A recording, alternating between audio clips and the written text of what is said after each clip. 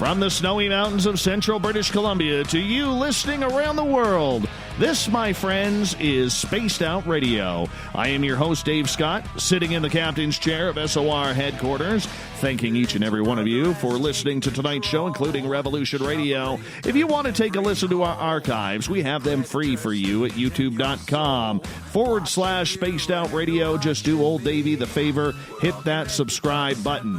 Our website is spacedoutradio.com. We got a plethora of features for you, including rocking out to Bumblefoot and reading up on Captain Shirk's SOR Newswire, plus much more. Tonight's show is brought to you by Chive Charities. Help make the world 10% happier by visiting Chive Charities today. You can find them on our website. Barbara Jean Lindsey is one of the most beautiful people I can honestly say I've ever met in this field. She is outgoing, passionate, a playful author who just has a zest for life. She has been a professional intuitive consultant, holistic life coach, and spiritual teacher for over 25 years, since having her near-death experience back in 1989. She inspires and motivates many with her ongoing lectures, spiritual retreats, and tours to the world's most sacred places. Writing with such enthusiasm and heartfelt dynamism, Barbara Jean will inspire you with her great wisdom, profound love, and superior joy. And like I said, if you ever meet Barbara, make sure you go up to her and just say, "Can I have a hug?" She is one of the most huggable people you'll ever meet in your life, and I absolutely love her. Then at the bottom of hour number 3, I'm going to bring you the SOR Newswire, brought to you by Paranoia Magazine. Barbara Jean, I miss our hugs in San Francisco, my friend. How have you been doing? I've been doing really, really well. I've been hanging out and with my little dog, Mary Margaret, and just going into a kind of more of a quiet spot, but I've been playing a lot more music and kind of the old music that I like, some soul from the 70s and that sort of thing, and singing along and cooking and creating things, having ideas. I started my fourth book. So kind of getting more into a creative, quiet space. Good for you. Good for you. And you know what? It's finally about time the rest of the world gets a feeling about what it's like to be one of us introverts, you know? And you know what sucks is I almost feel like I need to go out now. Since the rest of the world is locked inside, I almost feel I got to go outside now and say, look at all you people stuck inside. You know, this is my life you're living. Now I'm going to live yours, and I'm getting out in the public. I don't know. Are you having that feeling as well? Well, you know, it's kind of like that because before I was such a night owl. I would get up at least, I would stay up till 2 to 4 in the morning and then sleep till 12, something like that, in order to get a real clear, clean psychic space because everybody's asleep. But that has changed. And I have been getting up earlier in the morning, like 8:30, 9 o'clock, and going to bed earlier. And that is a shift for me. That's something new. And it must be my hooking up with the collective of everybody, You know, being a psychic intuitive person that you are, and I got a reading from you in San Francisco, and I just want to know, how has things changed with everything going on right now and everything seemed to be in crisis situation? How has it changed on an intuitive level for you? You can feel it a little bit of static on the outside. So when I talk with people, I have do readings for people. They're static and they're not quite sure what to do with the unknown because we were kind of given a false idea in a way. A lot of them, they went to work, they did what they needed to do, they came home and they stayed busy and only had a little time for the things that they really love and care for. And so I've seen them, they don't know what to do with the time that they have. But I do see them having more time with their families, really being happy with that space where they finally get to let go in a way of some burdens that they were carrying that they didn't even know that they had. So with that, do you see, that shuffle that people are doing, that uncomfortableness that people have in their energy and the way they are searching for what to do? Is it a positive? Is it a negative? Is it about refinding ourselves? I see it as mostly a positive. And if you don't know what to do, then you can find out from maybe your neighbor or your over the fence, of course, or somewhere to help you find out. If you're feeling uncomfortable, uncomfortable is kind of a good place to be in, because in uncomfortable, there's something new there that's waiting for you to discover it, you know. And so whenever you do something that scares you to death, it's the best thing for you in some ways, because it expands you, expands your vision of the world and who you think you are and why you're here. So I always like change, and I always like to try new things to challenge myself and be in that uncomfortable place. And in that place, you find your vitality, you'll feel your power and your spark, your shine, and maybe take some time to re-spark yourself. Well, you know, it's something that a lot of people are going to have to learn. They're going to have to learn how to control their emotions and figure it out, because we are creatures of habit. And, you know, whether you are living a 9-to-5 type life or a family life, or someone who goes out each and every night trying to figure out, you know, which restaurant or pub am I going to tonight to watch the hockey game or the football game, baseball game, whatever it may be. I mean, when you break up routine and it sends people into a little bit of frenzy, do you see people, and the people you have talked to in your own inner circle or have reached out to you for intuitive readings or whatever it could be, you know, do you see the change in energy that people have right now? If so, what is that energy like that you're feeding off of from other people? Well, the fear is starting to shift already, in where you can make a fear become an ally. Like, where if you can go through that, it's just takes you, and it can take you down that path. But what you'll find, if you stay in it, you'll find that you have a choice in where you put your energy, and a choice of how you react. You do have a choice of where you have your emotions and what you do with them and how you react to it. And so you're more powerful than you even realize sometimes. And if you do, that's good. And if you don't, that's good. You are right where you are. And that's the beginning. It's a new beginning of a relationship with yourself and with our world, maybe an expanded view of our world and the cosmos because of it. Barbara, a lot of intuitive people, when things happen, they always see the doom and gloom. They always see the downtrodden, the fallen, the problems that Earth is going to have, the famine, the internet's going to be turned off, the sun is going to blow up. We have it, and we hear it all the time from a lot of intuitive people. Is it just fear-mongering, or are these truthful type readings that we should be paying attention to? Because the one thing that I've noticed on my social media platforms that I use for this show is there's a lot of fear-based posts, whether it's political, whether it's the world is coming to an end, this is Armageddon, the Illuminati is taking over, you know, we're going to run out of water. I mean, hell, we tried to run ourselves out of toilet paper, and that didn't work. Are we just being paranoid here? Or on an intuitive level, should intuitive people be, you know, kind of ramping it up and stop trying to have so much fear porn that's going on right now? Yeah, I believe that the fear that I go to the opposite of fear. Now, being aware of everything, of course. You don't want to be out there and not be prepared. Of course, be prepared. Of course, be aware of what's going on there. But also, you can develop out of this fear. If you don't go there, you can develop trust.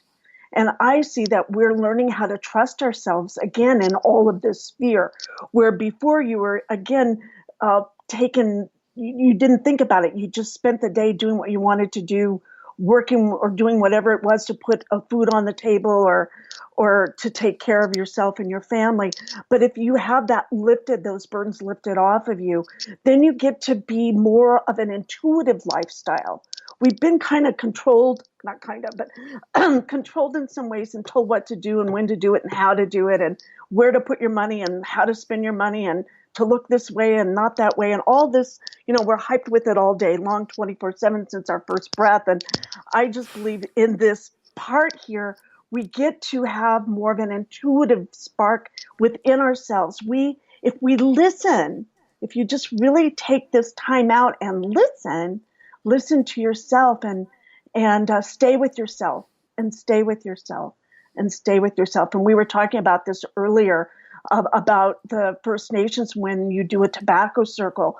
Part of that is when you go into that tobacco circle and close that circle, you're forced to stay with yourself and stay with your thoughts. And if you can do that and stay with that, you have a breakthrough the fear, and then you sit into this trust level, which is a really powerful state of beingness. Very nice. Very nice. So how do you ground yourself during the tough times? And what advice could you give people out there who may be feeling a little jittery and, scraped up from everything that has transitioned in their lives? Well, I do some of the things that I love, for sure, like music is something that keeps me happy. It keeps me up whenever I start that stinking thinking coming in, like, oh, you're all going to die. Then you just tell that to shut the crap up, open the front door and throw it out the door and slam the door, and then rethink, okay, I'm still alive. I'm here I'm in a good place. I have enough food. I have enough water right now. My basics are taken care of. And again, where you lead into a trust that I can trust myself. And if I need be, there are neighbors that are helping neighbors whenever there's a time and need like this. The helpers do show up. They always do. I know there's a lot of crap, but also the helpers shine during this time. Well, I can only hope. And we can only hope that the helpers are going to come shine because, sometimes in the darkest day of humanity, you do see some very good things happen. And that's what we can only hope for. I'm curious in regards to your own intuition and for people who may not be tapped into their own. How did you find yours? And I know it leads to a near-death experience, and I want to get into that in the next half hour. But when it comes to yours, after this incident, did it just pop in? Did it just come around? Well, I think part of it is I was born an asthmatic, so I had built a relationship with death, okay, with the fear of dying. I was always dying. I didn't know if I would have my next breath or not. And I was in and out of hospitals a lot. And so when I would go in there, it might be my last day that I'm going to be able to tell my mom I love her or talk to my teacher or whatever. And that went up to high school, actually. And so it was when I just took every day that I tried to make the best of it because the next breath could be gone. And I'm still kind of a little bit like that. And so I was always, instead of the word psychic, I was called a sensitive. And what my family called me was I was a little bit touched because I come from Southern roots. My dad from Mississippi, my mom from Arkansas. And so I was the one that was the sensitive. They'd say, you look at her and she'll just cry. And that's because I felt everything around me. I felt all the pain. I felt the suffering. I felt the fighting. I felt the lack of the people. I came from a real poor family, so I felt all of those things that they were feeling. But as a child, I couldn't really do a whole lot about it. But I was able to I would ask my mom when I was really sick to just take me outside and sit me on a blanket so that I could just be out in nature, out in the grass and the trees. And that seemed to help a lot. And I also read and educated myself as much as I could during those times. I missed about 3 months of school every year. So I kind of got used to not fitting in anyway or building relationships because you don't know how long you wouldn't see them again. So, and we moved a lot as well. And so I learned how to fit nicely in my own skin and find peace with that. And that took a little time, but it started very young, kind of being, made for this in some ways, made for what I became after the near-death experience.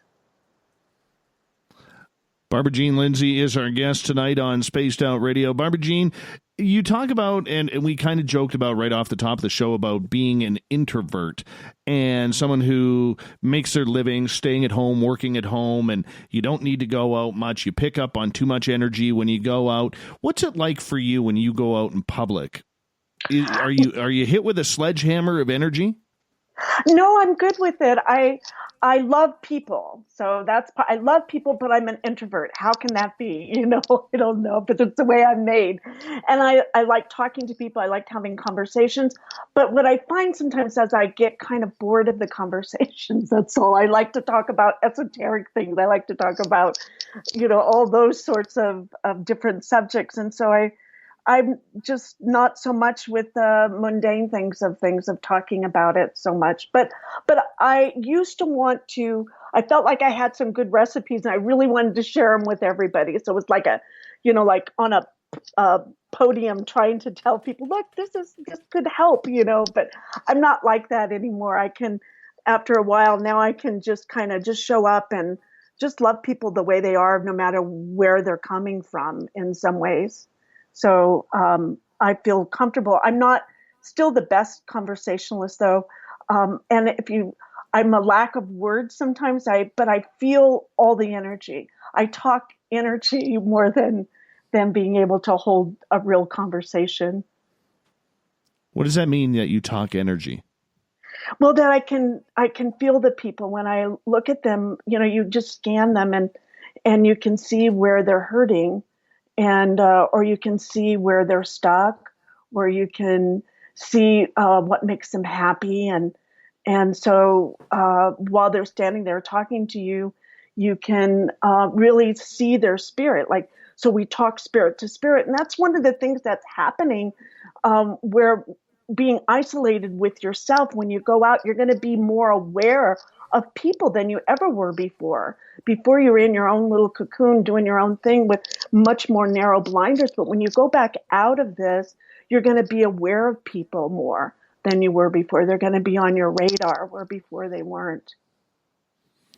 I understand that. Now, when you were out, okay, and I'll give you an example. When I go to a mall, or when, the rare time I go to church or something along those lines, I am slammed with energy. Whereas, like, I go into a place and I just don't feel comfortable. I feel like everybody's spirit is watching me, and I feel like I'm almost being haunted in that place, and I cannot wait to get out.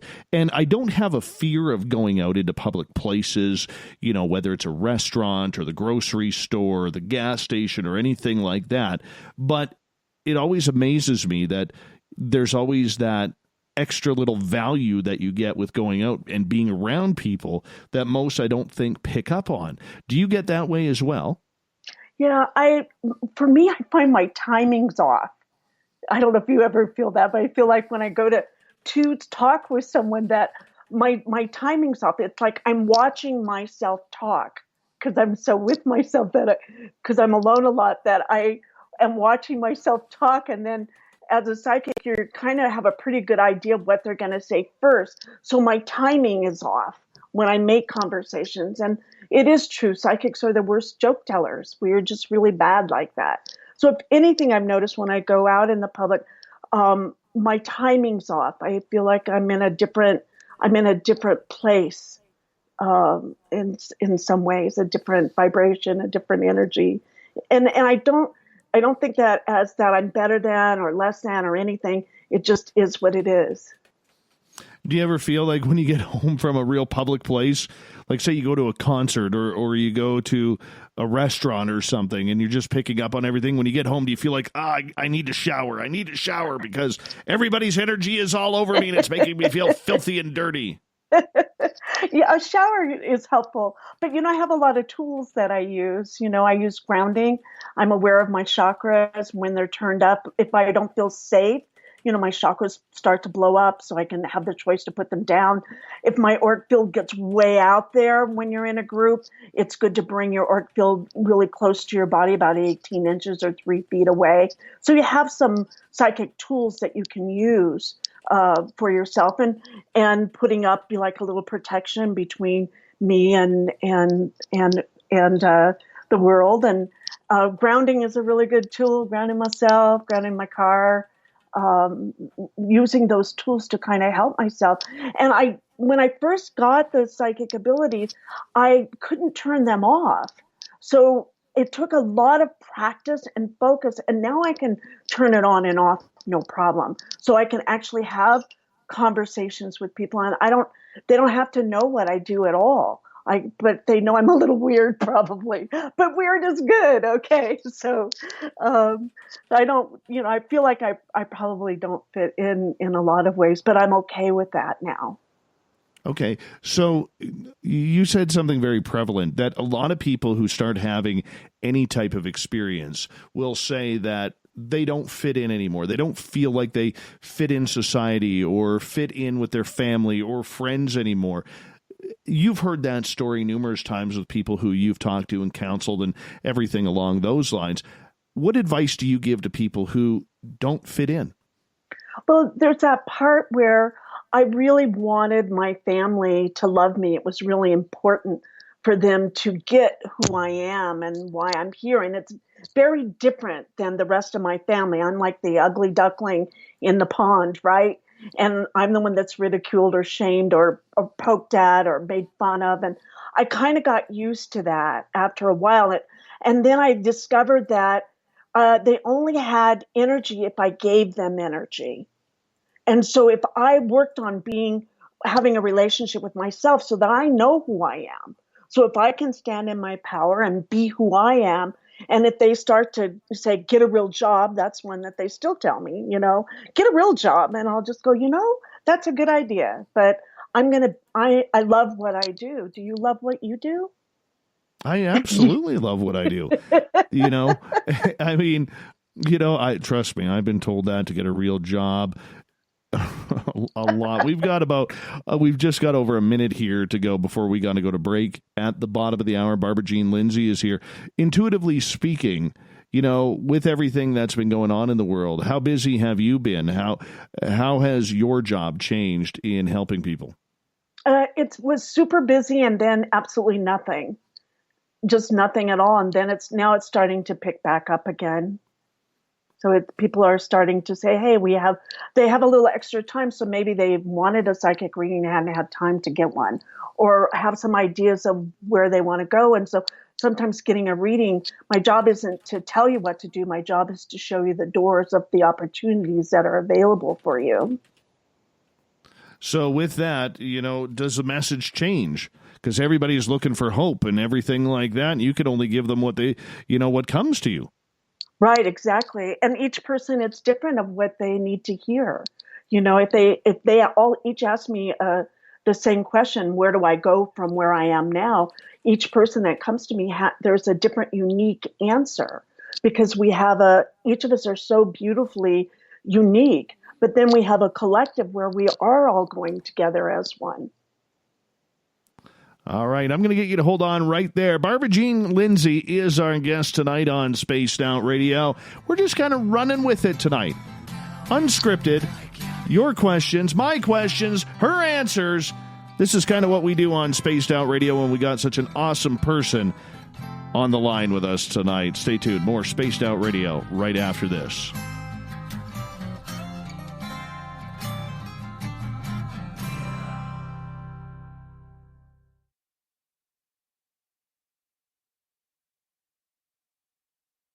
Hey, space travelers, this is John Resig, founder of the Chive and Chive Charities. If you know anything about our website, you know we like to do things a little differently. We're not some faceless organization collecting money for a nebulous cause. Our donor dollars go directly toward life-improving items. Then we give those items directly to an underdog who needs it most. To become a donor with Spaced Out Radio's official charity, Chive Charities, just go to chivecharities.org/donate. From the heartlands of Canada to beards around the world, we know how to take care of you. Fill your follicles with the Mighty Moose Beard Oil. All our oils and balms are handmade and 100% natural ingredients because we care about your beard. And hey, use the promo code SOR2019 and get your Mighty Moose Beard Oil today. You can check us out on our website, mightymoosebeard.com.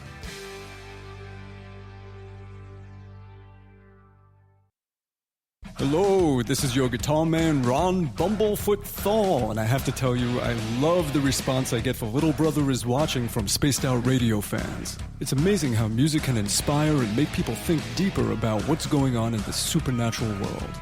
You can head over to my website, bumblefoot.com, to check out my music, my guitar workshops, my touring, even check out some of the hot sauces that I'm working on. And make sure you keep on listening, because with Spaced Out Radio, you know Little Brother is watching. We're adding to the entertainment online for Spaced Out Radio. I'm Amber Beckrud, and I want to invite you to subscribe to our YouTube channel and check out Cryptid Tales, where I will take you on a journey into some of the strangest legends and lore from around the world, relaying the stories to you of the strange creatures and experiences that people have had throughout time. You can find Cryptid Tales at youtube.com/Spaced Out Radio. And while you're there, don't forget to check out our free archives and leave a comment. See you there. Hey everybody, the SOR Space Travelers is open. For just $5 a month, you can hang out with Dave and our crew privately in our members-only section. With your signing, you'll receive newsletters on what's going on with Spaced Out Radio. You'll have direct contact with the host during the show in our chat, live streaming videos, and a great forum for your posts and more. Become a space traveler now at spacedoutradio.com.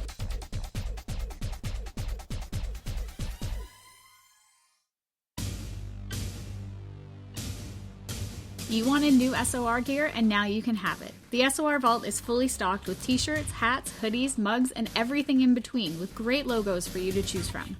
So head on over to spacedoutradio.com, click on the SOR Vault, and go shopping. Pricing is quite affordable, and you can look good representing your favorite show. So go to our website and pick up your new SOR wear at the SOR Vault today. If you like it hot, real hot, then heat up your meals with Bumblefoot hot sauce. Get your Bumblefoot hot sauce today. The sauce, Bumblicious, and the 4 million Scoville unit Bumble. We're going in hot, real hot, coming out even hotter. Keep the milk nearby and tantalize your taste buds tonight. Bumblefoot hot sauce, available now at kajans.com. Cold drinks, great food, and the best music in Vancouver. The Moose Vancouver is the place to be, open until 2 a.m. nightly. Everything on the menu starts at just $6.95. Who serves food that cheap anymore? At the Moose, you'll never know who you'll run into. Rock stars, actors, athletes. It's the place everyone wants to be. So join us at the Moose Vancouver, the official party bar of Spaced Out Radio. Hello, Space Travelers. It's me again, Carl. Don't forget to join the Space Travelers Club for just $5 a month and follow Spaced Out Radio on Twitter at Spaced Out Radio. Our Instagram, Dave Scott SOR. Our Facebook page is Spaced Out Radio Show. Our archives are free at youtube.com/Spaced Out Radio. Come woo it up with Spaced Out Radio today. Bye!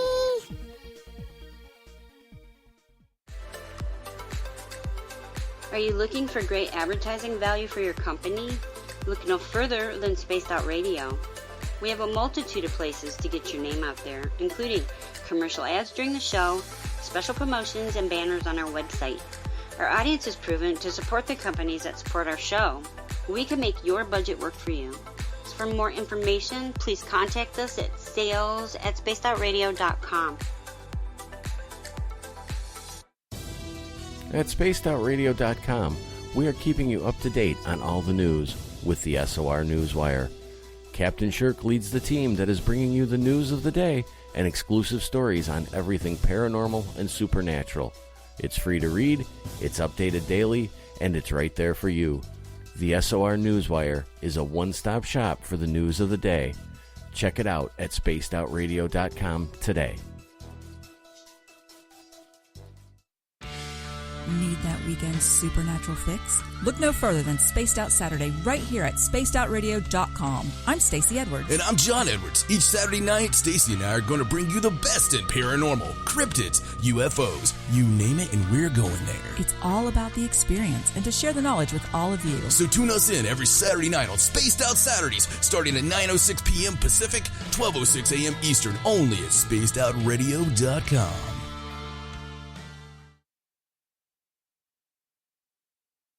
We're bringing you something new to the documentary world. Beyond the Spectrum will take you on an historic tour of topics like no other: Sasquatch, UFOs, government secrecy, and more, keeping you on the edge of your seats through the eyes of legendary truth seekers like Steve Bassett, Richard Dolan, Dr. Jeff Meldrum, and Jack Casher. Head on over to Amazon Prime or Tubi TV and check us out. Please leave a comment for the filmmakers on their film's Amazon page.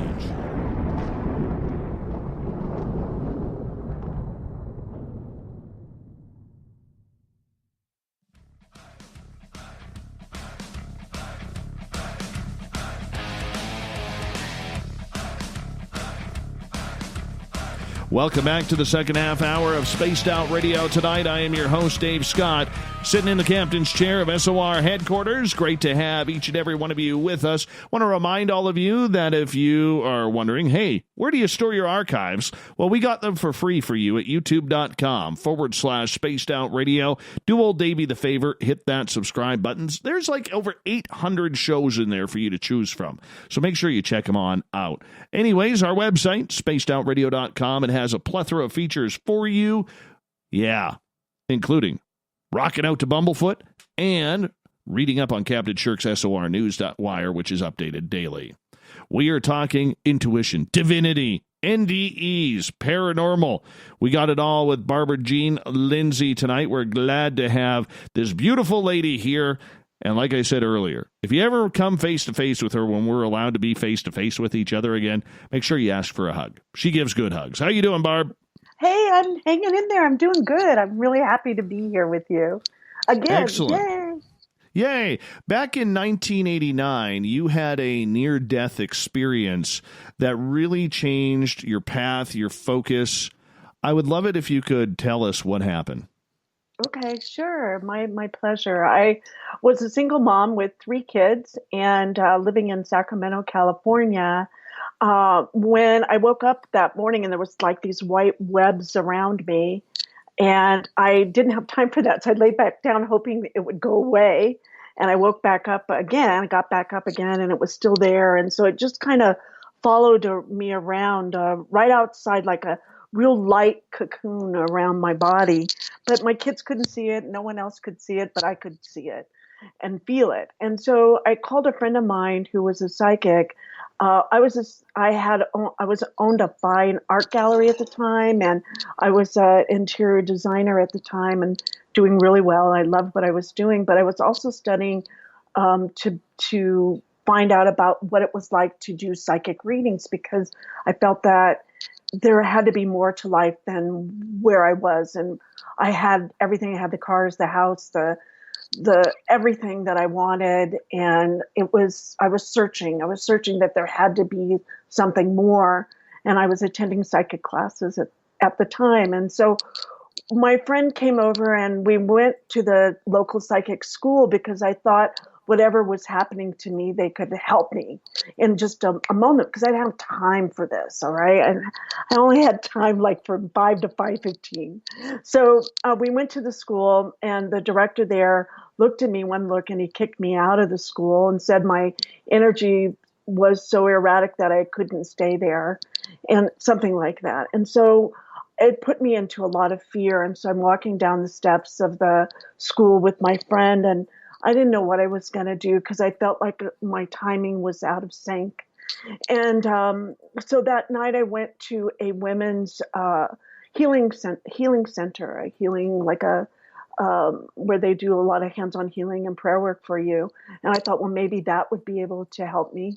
And as I'm walking into the parking lot, I'm starting to have trouble breathing, and a lady comes up to me that I don't really remember her name until later, and she says to me, I was told to bring you an inhaler, and I know it's supposed to go to you. So I took a couple puffs off the inhaler. As I told you earlier, I'm an asthmatic, and usually that helps, and I know how to control the asthma pretty well, but that wasn't working. So she helped me walk into the building, and when we walked into the building, the pain was so excruciating that I just was like 1,000 knives into my chest, and I pass out. I go out, and when I go out, they sit me up in a chair and I full body channel a male being and scare the heck out of the 35 to 50 women are there. And what he says in this male voice coming through my body and very loud, saying that he was there to kill me because I had information that couldn't be given at that time. And then he collapsed both my lungs. Now, what's interesting is that later, I don't remember any of this part that happened, but there was a line of psychics that their job was to read the energy and see what they see. And what they saw was that a being called Thor came, and I hadn't read comic books before then, though. And this is in '89 when all the Marvel comics and all that aren't that popular at all. And so Thor comes and beats the crap out of this Egyptian being and saves my life. And that's the honest to God truth of what happened. Now, when my body was being fought for by Thor, I had a moment where I could reach back into the body and kind of plug into the back of my eyes and view all the women there, and they were in such terror, and the pain was so excruciating that I couldn't stay. And so then I popped out of the body. So where I went to this beautiful liquid, dark, undulating waters of love, all of this love. Now, while I was there, my body was transported then to ICU and defibrillators, and they called my family and said I wouldn't make it through the night. Was given last rites, and they said I would they didn't know how I was going to come back or how much of me would come back. So I lay in a coma for 2.5 days. So while I was there, my body was taken care of and being prayed for and all of that. And then I, as a spirit, totally left the body, totally went into no pain, no suffering, and only into this love liquid water part. And as I'm laying in this water, it's the most love I've ever felt in my whole entire life at that time. And I felt more alive there than I ever felt in my life down on earth. And so I'm in this liquid pool, and I'm of this love. And it just blew my mind how much love that I was a speck of or a part of. And I just kind of expanded with that. And as I'm laying in all this love, I looked down and I saw that I didn't have a body. Well, and I thought, how can I exist without a body? And in that moment, my whole mind just totally exploded and expanded. And it was like, what? I mean, I exist without a body? How is that possible? And in that second, then I was up on a spaceship. And I'd never been on a spaceship that I could remember. And I wasn't into ETs, UFOs. I wasn't into any kind of anything like that whatsoever. I was very pragmatic, very practical, very hardworking, fierce mother of 3. And so on the spaceship, I'm sitting in a kind of a jump seat looking like a dentist chair. And it looks just like a spaceship. How do I know that? It had these the surfaces were real shiny and soft at the same time and real smooth. And there was a light that just kind of showed up, but everything was smooth. And the floor, I couldn't really see the floor, but it was just I was in a circular room. And to my left, and I didn't feel any fear. I'm just thinking, wow, I'm not, this is new. And this being, a tall being about 8 to 10 feet tall or so, with big square shoulders and a white gown and a big white hood, came towards my left to me. And I could never see his face. I never saw his face through the whole experiences. And he said to me that he was there to be the go-between between myself and a group of beings that I would be meeting, and that I could call him the guardian. And so from that point, then he said there was nothing to be afraid of, and I wasn't afraid at all. I just totally calm. And so in that moment, then he raised his hand, and over to the front, a little bit on the right, a huge window opened up, and in that glass partition, behind that was a group of beings, all in the same white robes, I could never see their faces ever, but they were different. They had different personalities. One was fat, one was thinner, one was taller, and they would all kind of get all excited, and they would telepath amongst themselves, come to a group agreement, tell their person, their communicator, to communicate to my guardian what to communicate to me. And at the time, I just felt like they were from maybe a different space or a different time, or they were definitely not connected. They were separate from the glass. And so from that point, then they sent me to different experiences. That's how they decided to teach me, was through experience. And so in a round portal coming towards me to my right was an image of our Earth. And she was so beautiful, and she's turning slightly, and it's like a hologram of her. And I see her, and she's just so much of love, and I become one with her, and she becomes one with me, and that we're both together. She needs some help. They tell me she needs some help. We need to help take care of her, and that her heartbeat is the same beat as my heart, and that they're in synchronicity. And much later, I learned that the First Nations drum, that heartbeat of the drum is very similar to the heartbeat of the earth and the heartbeat of the connection to us as humanity. And I just burst into tears because I never had that experience of our earth as a living female entity before. I was an organic gardener and stuff like that, but I never had that awareness before of her, and that where we go together as humanity on our earth plane, and that we needed to stop wars and stop being separate, and that we could join the Galactic Alliance once we learn how to have peace on Earth. So as we go on, in a moment, then the Guardian takes me up through the top of the spaceship, and when I usually tell this, people say, "Can I have some of what she's having?" Or something like that, and I wasn't. This is my true experience, and so as I'm going out of the spaceship with the Guardian, we're flying over all these plains of forest. Forests were as high, as large as I could see, as long as I could see. They're these greens and the most beautiful, spectacular shades of green. I've never been able to match it. Before this experience, I'd never been out of the United States, and afterwards I've traveled the world exclusively, and I've been to Ireland and Scotland, and those are really close to the green. That's as close as I've ever gotten to the real green that I was able to see. But it's with a relationship with the forest and with nature and with our earth and with the air and with breath and with love. And so I worked with her and with the forest there. Later, I've worked just recently with a lot of Sasquatch. That's a whole nother connection that I wasn't looking for, and it just happened. And so working with them now a little bit as the guardian of the planet as well. So I didn't know that at the time.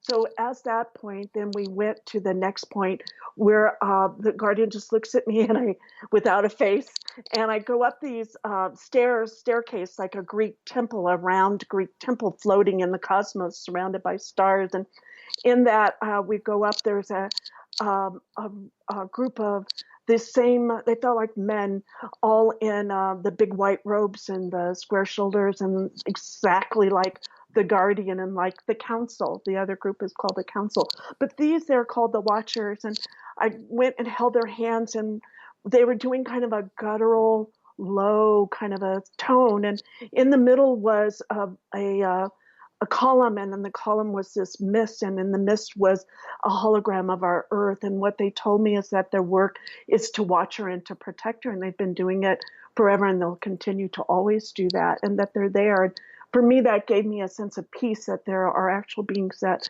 do watch our earth and caretake her from the cosmos, and that I was a part of that, and I could come back there anytime.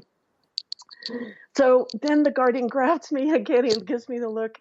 And then I go to this galactic party. I'm in this party scene. I go up these stairs and I'm looking down, and it's like a Victorian house, but but expanded and very space-like at the same time. The open ceiling opens up glass panes, and you can see the stars. And on the floor were black and white checkered square tiles like an old Victorian house. And there were door jambs like old Victorian houses, but it was very modern and very clean at the same time. And it was filled with all these people talking telepathically and having a good time and exchanging information with one another from all over. The one being I remember had a bright pink head and kind of like a tuxedo-y looking outfit on. And I remembered him because he looked at me and we had eye contact from the distance. That I wanted to make sure that I remembered him for some reason. I don't know still, but I did remember him. And so then I'm with the guardian with me, and we're walking through, and like a commander guy comes and he has a monocle, and he says, he asked me if I want something to drink telepathically, and so like a robot-y kind of person, like the old Jeeves, hands me a tube. There are different colors of vials to drink, but no one's eating anything. I don't remember drinking it. Then I met kind of a teddy bear looking guy with the monocle, and he actually talks to me, and it's like he's practicing, like he's so in awe of me because it's like he studied me like a scholar for all eternity, and he gets to actually see one. He actually gets to see a human, and so he was kind of blown away by that. And so they told me they really loved my smile. And again, I looked down and I could never see my body. And so they said they come together, the different planets, and to represent their worlds that they come from, to exchange information. So it's like an ambassador party. So when that's done, then the guardian takes me up. I spiral up, and I hang out with all these different goddesses of different colors and jewel tones. Their work with me is to help me find my voice.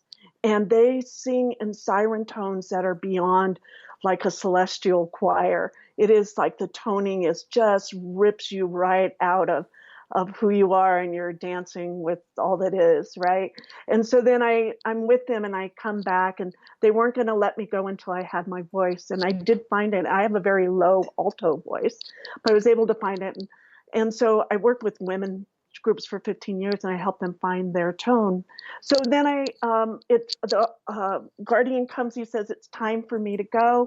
And so then I go up, and I see my girlfriend, a friend of mine, that same girl, Cindy, sitting in meditation, and there's a body laying on the bed, and first I didn't recognize it was me, and then when I saw me laying in the bed, in that hospital bed, I didn't freak out or anything. I just thought, whoa, she's a little pudgy, but not too bad.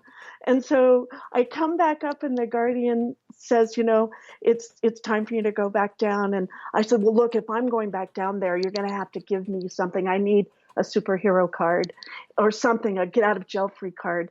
And so what he gave me, and I just kind of threw a fit too, and because I wasn't going to go until I got something. And so he gave me the gift of white light. And I didn't know it at the time that that's a significant gift, but at the time I didn't know that. I just thought he was, just kind of in a way betraying me to go back when I really wanted to stay there. And earlier, how I got back to this point was when he said, it's time to go. And I said, no, I don't want to go. I'm staying here. And he said, what about your 3 children? And that's what brought me back, was the love of my 3 children. So then I start to go back down to my body. He goes, wait a minute.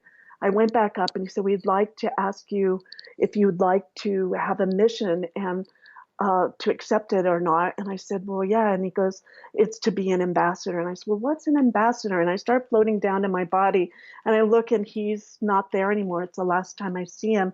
And I start then to acclimate all of my beingness back into my body, and it's in a white light form. And so I go down into my body until every speck of me is all filled up, totally in alignment.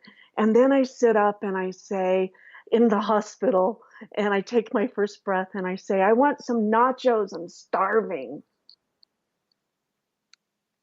It always comes down to food. Always comes down to food.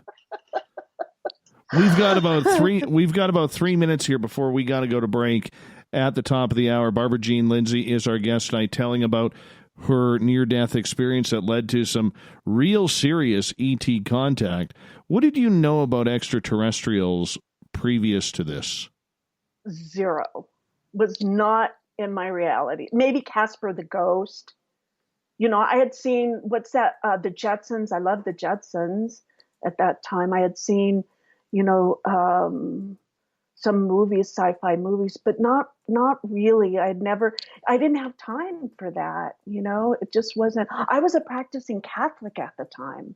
Okay. So, and I was raised Jehovah's Witness on my dad's side and Baptist on my mom's side. So, yeah, I wasn't, although I was searching, I wasn't looking for anything like this at all. Not at all. Not in, and if I had a choice to do it again, in some ways, I really, you know, I kind of miss that life that I was having in some ways, because, you know, like ignorance is bliss kind of a state. I know that, I don't know if that makes sense, Dave, or not. But... Makes a lot of sense. More than you know. More than you know. But I mean, that's the reality of what a lot of people are going through right now with these experiences, with everything that is happening in their lives. I mean, they are literally getting, there's a number of people out there who are literally getting drop kicked, you know, in you know, and really hard lessons about having to pick up this type of new scenario in their lives. And it's scary for a lot of people, Barb. Yeah, it is. When I first did it, well, for me, the judgment was that you're going crazy. And it kind of feels like that because you are in that uncomfortable zone. But then right. you find solace where you find by telling your story, and it's your truth. If you stay with your truth, you'll get through it. Just find that truth and stay with it and don't waver from it. So when you were dealing with these extraterrestrials, did you get to see them? If so, what did they look like? Well, you know, I had seen them, the same group of beings, when I was in 6th grade. And I write about that in my book. And it's when I was in 6th grade, I was asked to go and 12 years old and stand in front of my whole school up on the stage and back of a podium and tell a story. And I didn't want to do it because if I messed up, people would, you know, be judgmental. And I know I could blow it. And I was petrified to go. And right as my name's to be called to go on the stage, I look out of the right peripheral of my eyes, and that's that same group of beings in the white hoods, the square shoulders. And they say to me, they go, would you like to at some time in the future talk to people and give them hope and inspiration? And I said, yeah, I would do that. And they said, well, you won't get paid for it. And I said, well, no, I'd have to get paid for it because my family's really poor. And they said, no, you're not going to get paid for it, and you'll be okay. And so I said, okay. And they left. And then I went up on the stage. I won that speech contest. And then I went and won state speech contest and, you know, all of that. And so I'm kind of a reluctant healer or teacher in a way still. I kind of fight myself in a way. I hear you. Barb, I'm going to get you to hold on right there because we're going to go to break here at the top of the hour. Barbara Jean Lindsey talking all things divine tonight on Spaced Out Radio. We'll be back with more right after this in Hour 2.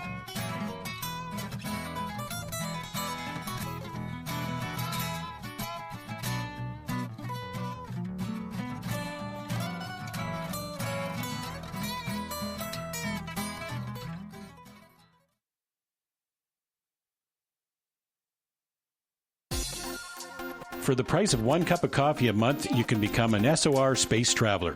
The Space Travelers Club is a place where you can interact with other listeners, either live during the show or on our great forum. We want your stories, pictures, comments, and ideas. You'll get live video streams, exclusive content, and be a part of our newsletter. Stay in touch with everything SOR.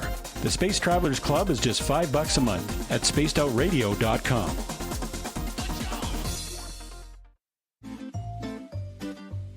Looking for creative ways to get your company out in the public? How about advertising on Spaced Out Radio? Our sales department is waiting to hear from you, and we can work around any budget.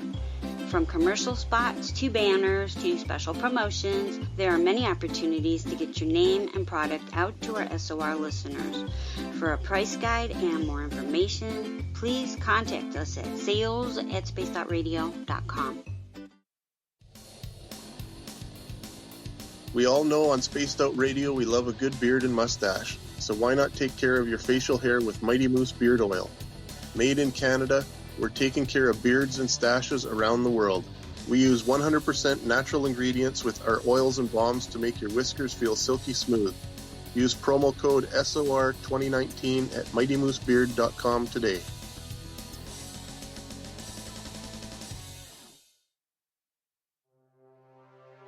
We are scouring the world for the most intriguing stories of your day. Take the time to read up on the SOR Newswire, where our team, led by Captain Shirk, will deliver to you some of the best paranormal and supernatural news, along with some stories that will blow your mind from the weird to the wacky.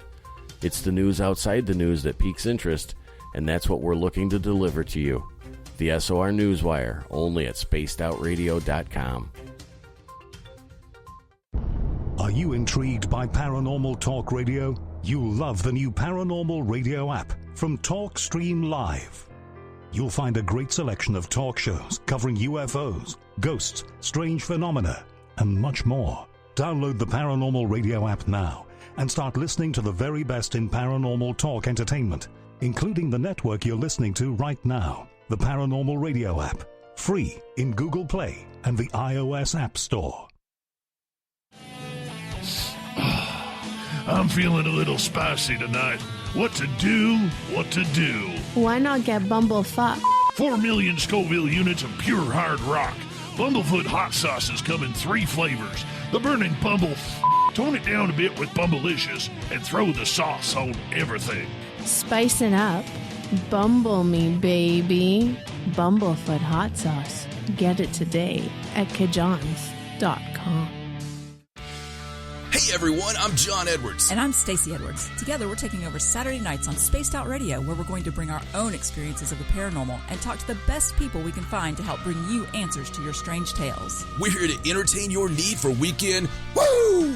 So tune us in at spacedoutradio.com starting at 9:06 Pacific, 12:06 a.m. Eastern, where we can all get a little spooky together. Spaced Out Saturday nights right here at spacedoutradio.com.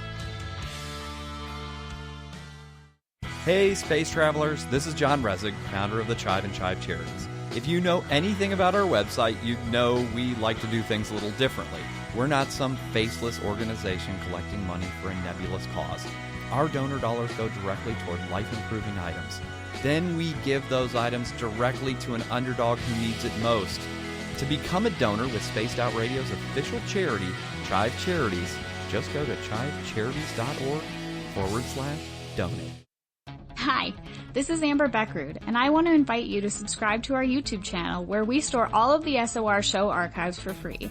And as an added bonus, every 2 weeks I'm posting brand new content on Cryptid Tales, where I will get into some of the spookier legends and folklore from around the world and tell the stories that go with them. Find us at youtube.com/spacedoutradio and check out Cryptid Tales today. Drop a comment and let me know what you want to hear. See you there.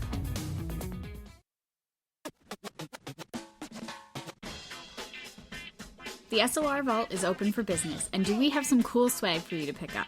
All you have to do is head over to our website and click on the SOR Vault. You have a variety of cool logos to choose from, and put them on anything you want. T-shirts, hoodies, hats, coffee mugs, you name it, we can get it to you. So do your shopping by supporting the store you love. Get your Spaced Out Radio swag at the SOR Vault today.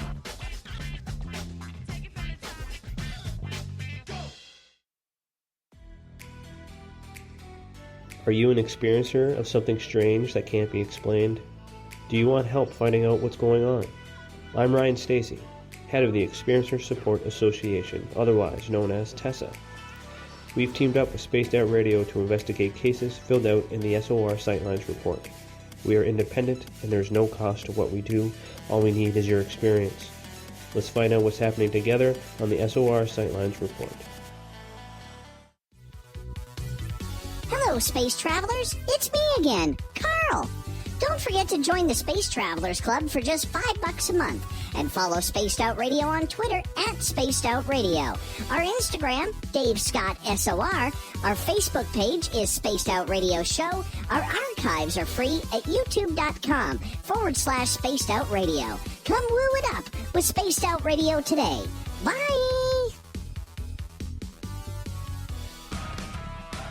Get your horns up with me on Spaced Out Radio. This is Ron Bumblefoot Thal. Come tune in to SOR where you can hear me rock out with Little Brother is Watching, the official theme song of Spaced Out Radio.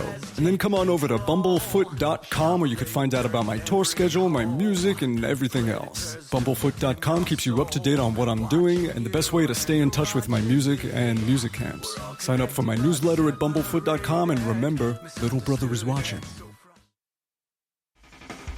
The party is always on at the Moose Vancouver. The Moose Vancouver is where you want to be when visiting Canada's West Coast.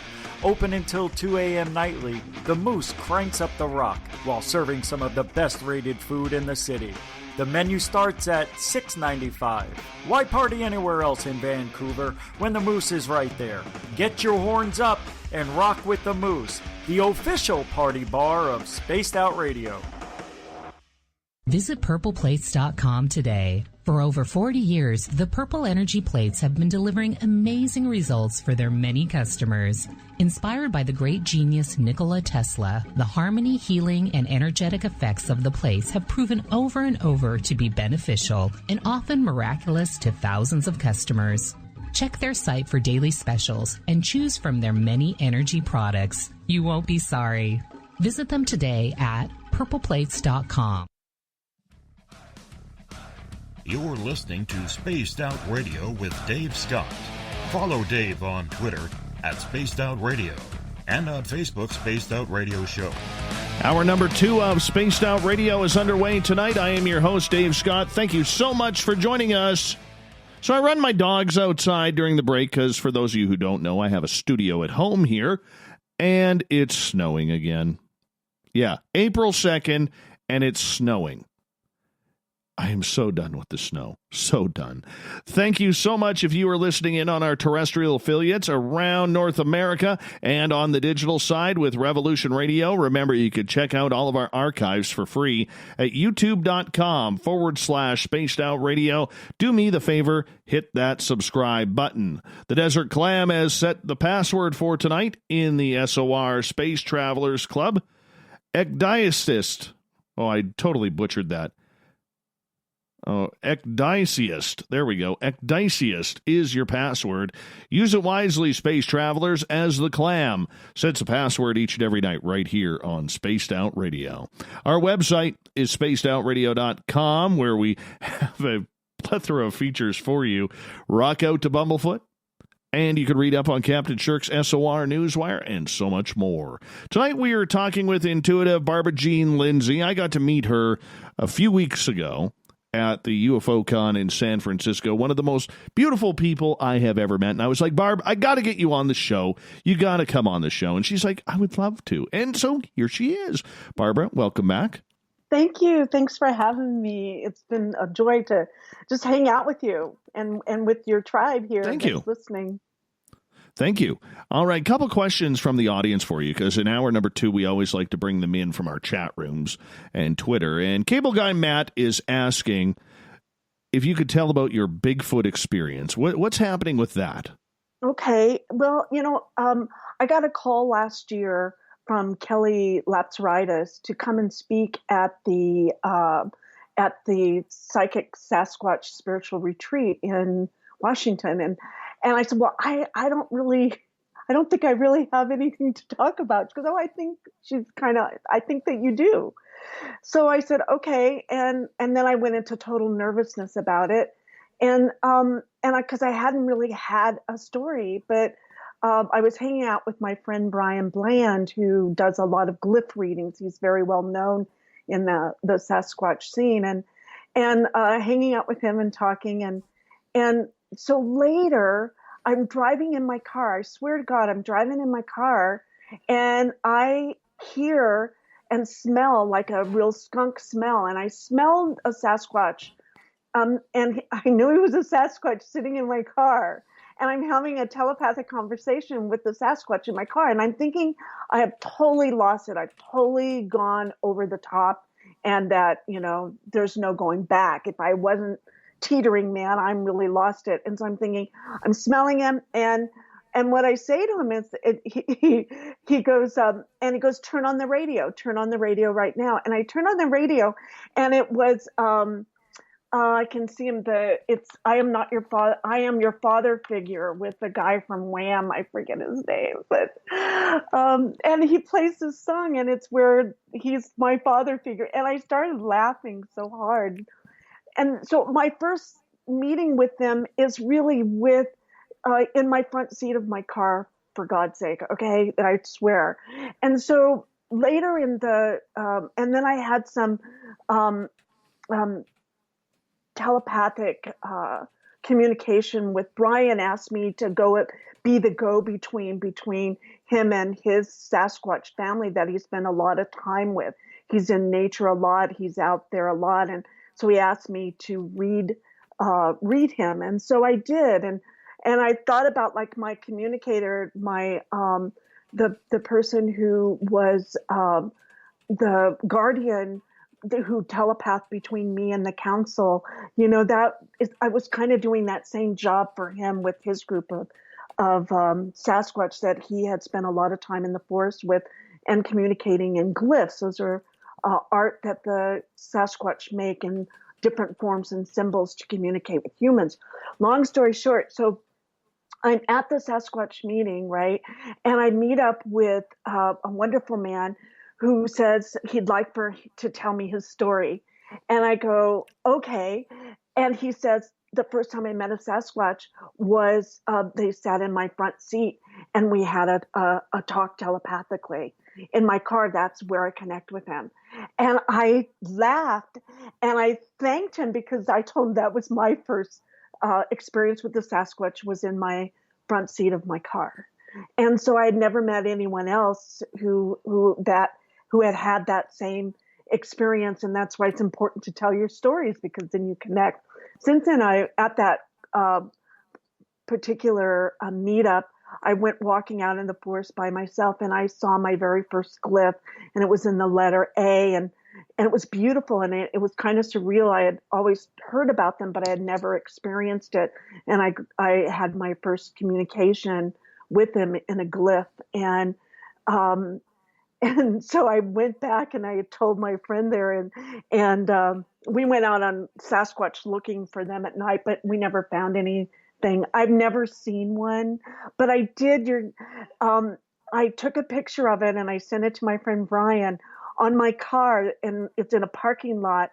On the top of my hood again was another glyph with 3 A's with different wood, and the one piece of wood did not come from the tree that were in the parking lot. It was from a different tree, and it was set there perfectly in a beautiful, like an art piece of 3 different pieces of wood. I have photos of it, and I'm not looking for this. I don't need this. I don't want it, but it just kind of came to me. So I'm learning how to work with them. And my friend Kelly did tell me that she said something's going to happen in April where my relationship with them is really going to be up-leveled.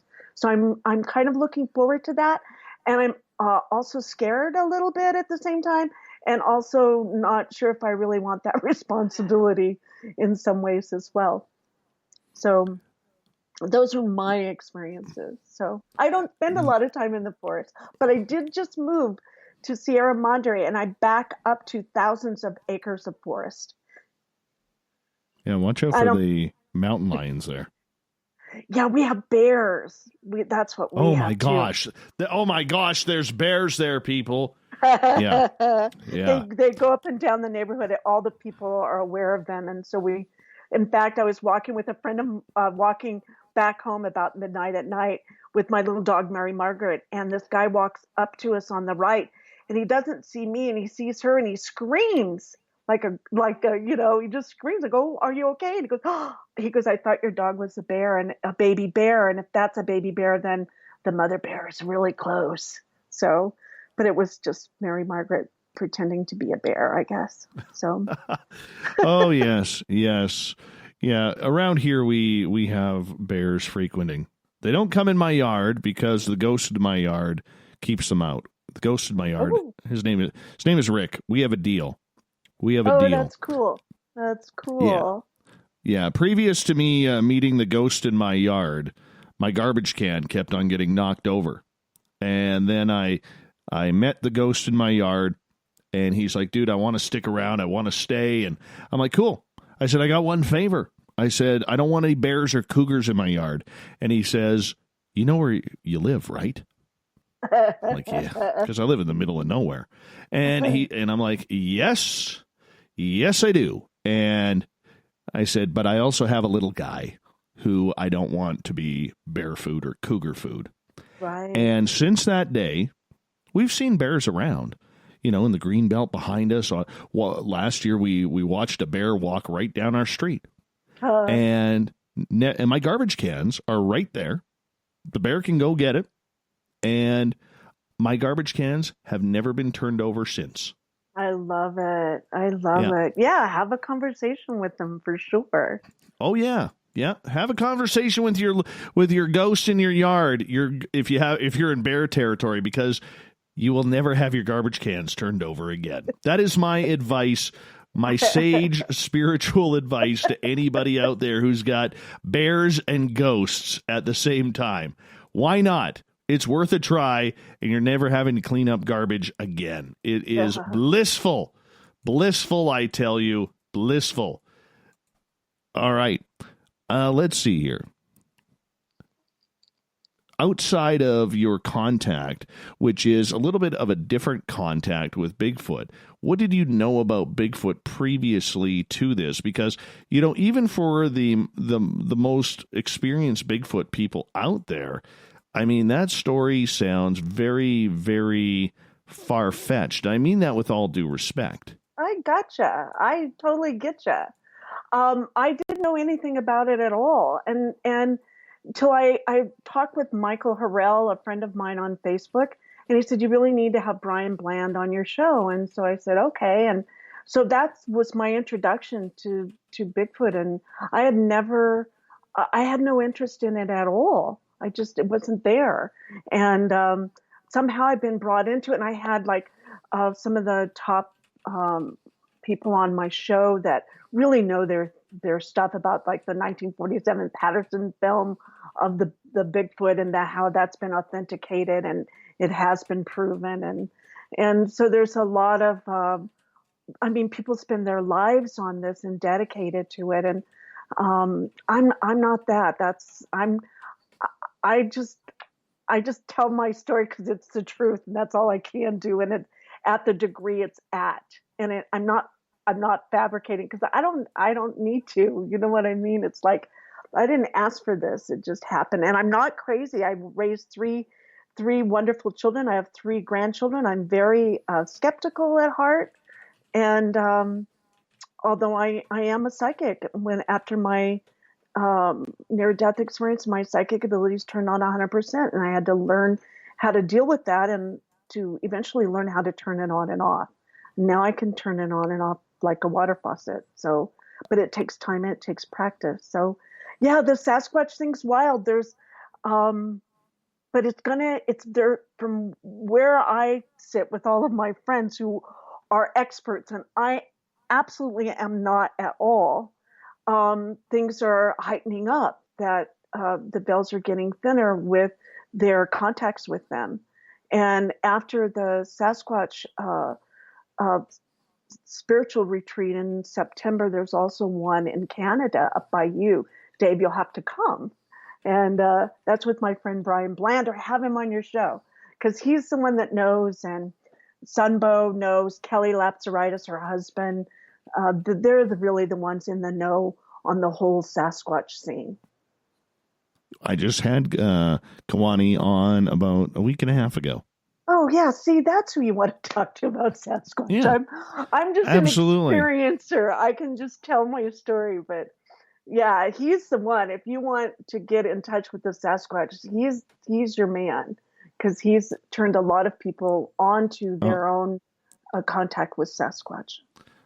Filth wants to know if you have had any contact with any other cryptids like Dogman. I have not, but I have a friend who really had a huge awakening with Dogman right outside of her house, right outside the forest. I have not. The closest I've gotten to that is when I was in the Karnak temple in Egypt, and where the Sekhmet being walked out of her statue. And Sekhmet is a lion-headed goddess, female goddess. And I had a whole experience with her, so much so that I wrote a book about it, because I gathered about 20 other people who also had experiences with her in 3D. Well, you can't hold out on that. That is way too woo for us to be saying, oh, yeah, let's just skip right on by that. No, we need that story. What happened there? Okay, so I was at Karnak and my first time in Egypt, and we went to her temple. I didn't know, again, I'm just minding my own business, Dave, okay? I'm just, I look forward to going in her temple because it's cool in there and it was really hot. So I walk in and she has this beautiful temple. She's standing towards the back of a very small room, actually. And she's, the light's going just right down off of her crown, and it shows her lioness head, and she has the sun disk, and in her left hand is an ankh, and in her right hand is a lotus staff, and she's made out of this beautiful, beautiful stone, and she's kind of glistening there. And I kind of stand back from her, and I just said, oh, she's really beautiful, and okay. And I have like 10 minutes with her, 7 to 10 minutes is all I have with her. And I think, she's really beautiful. I don't know anything about you, so I'm going to have to learn about it, right? And when that happened, when I had that conversation with myself, in a moment, she walks out of, takes a step out of her statue. Now, I learned later that her statue has never been moved, ever, for thousands and thousands of years. And she has a whole group of people that take care of her. So that's so she steps out, and when she does, she points down and puts a golden steps for me to step on, which I do. And then she puts a ring of fire around us in the room, and then it fills up with water, dark water. And then she looks at me and her eyes turn red, and she seizes me. She just goes right into my eyes and sends me an energetic field of light, of power. And she shakes me to my core with this energetic gaze, and so much so that my front tooth cracks and still cracked. And she says to me that you're powerful and not to forget that, and that I earned the right to be here.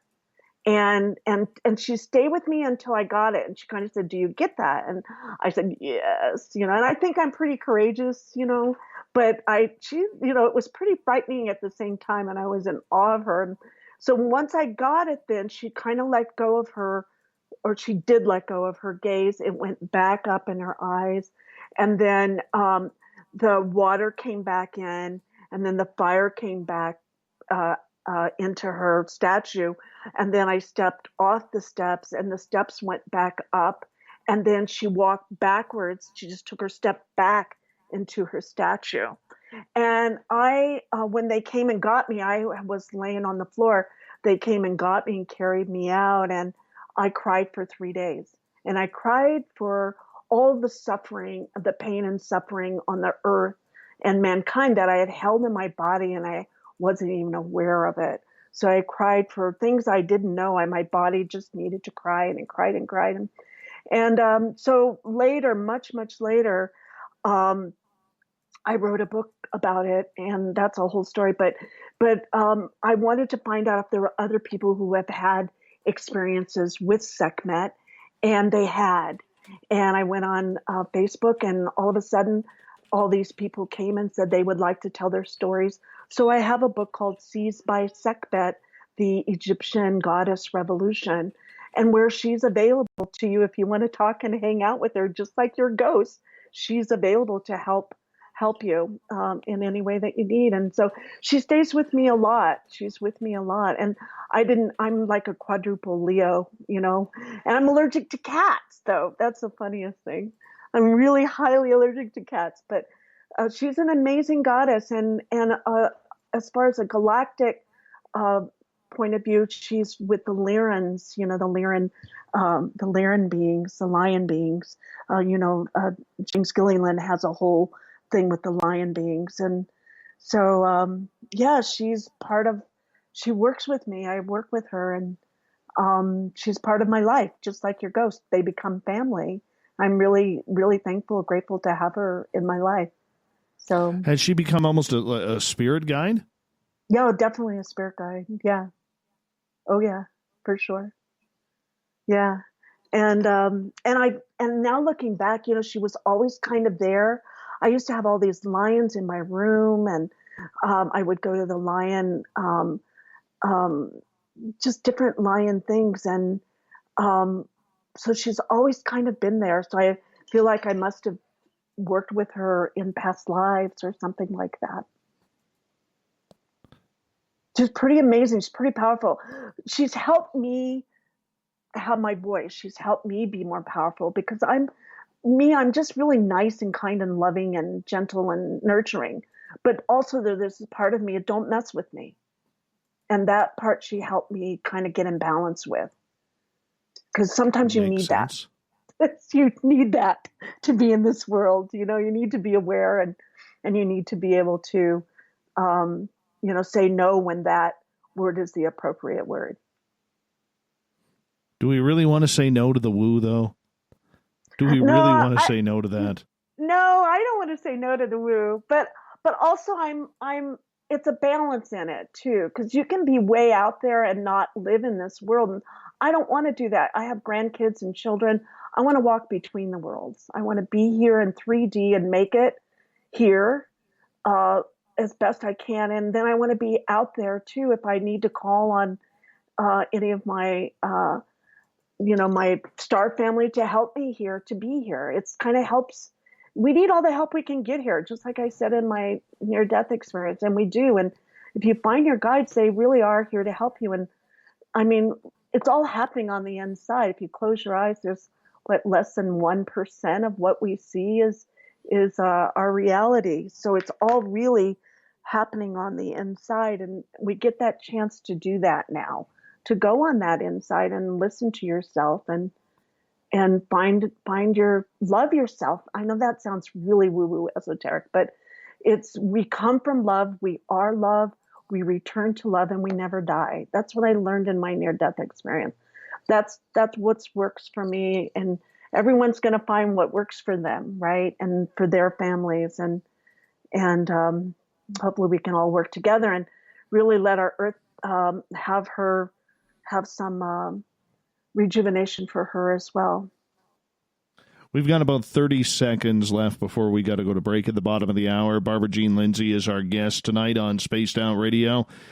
You know, with that experience that you had with the Egyptian goddess, you know, has it opened the doors to many others? We've got about 15 seconds. Not so much. Mainly just her. But I am taking a group in 2021 to Egypt. So I love Egypt. It felt like home when I went there. So there's something there for me for sure. Still, I'm exploring it. All right. Barbara Jean Lindsey is our guest tonight on Spaced Out Radio. Where are we going to go from here? We're going to take more of your questions, get more into the intuitive side. Let's find our Zen, our Chi, and our Divinity with Barbara Jean right after this on Spaced Out Radio.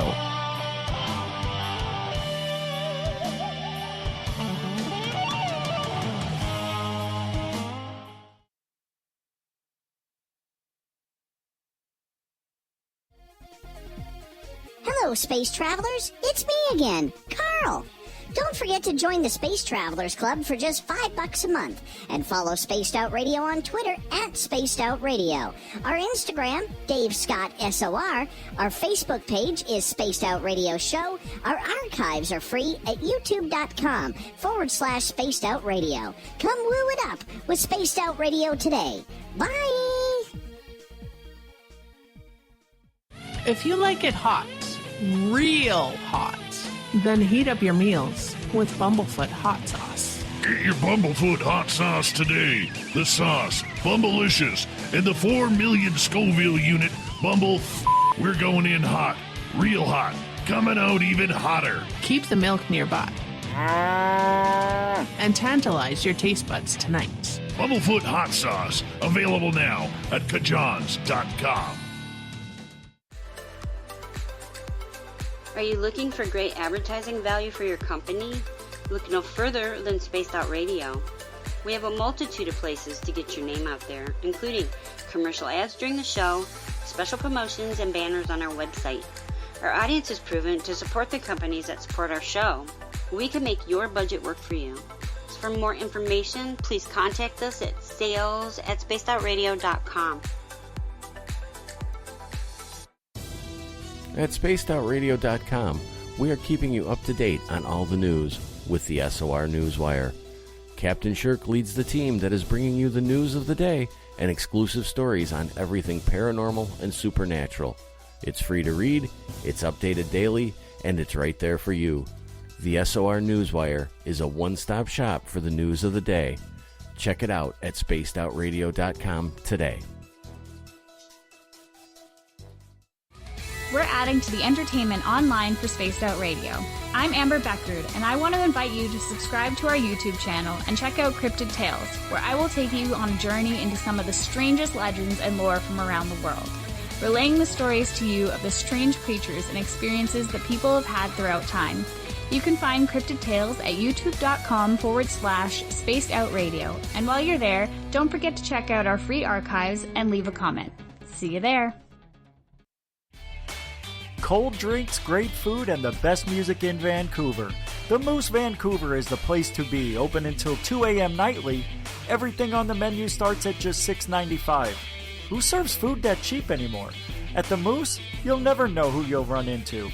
Rock stars, actors, athletes. It's the place everyone wants to be. So join us at the Moose Vancouver, the official party bar of Spaced Out Radio. Need that weekend supernatural fix? Look no further than Spaced Out Saturday right here at spacedoutradio.com. I'm Stacey Edwards. And I'm John Edwards. Each Saturday night, Stacey and I are going to bring you the best in paranormal, cryptids, UFOs, you name it, and we're going there. It's all about the experience and to share the knowledge with all of you. So tune us in every Saturday night on Spaced Out Saturdays, starting at 9:06 p.m. Pacific, 12:06 a.m. Eastern, only at spacedoutradio.com. Hello, this is your guitar man, Ron Bumblefoot Thorne, and I have to tell you, I love the response I get for Little Brother is Watching from Spaced Out Radio fans. It's amazing how music can inspire and make people think deeper about what's going on in the supernatural world. You can head over to my website, bumblefoot.com, to check out my music, my guitar workshops, my touring, even check out some of the hot sauces that I'm working on. And make sure you keep on listening, because with Spaced Out Radio, you know Little Brother is watching. You wanted new SOR gear, and now you can have it. The SOR Vault is fully stocked with t-shirts, hats, hoodies, mugs, and everything in between, with great logos for you to choose from. So head on over to spacedoutradio.com, click on the SOR Vault, and go shopping. Pricing is quite affordable, and you can look good representing your favorite show. So go to our website and pick up your new SOR wear at the SOR Vault today.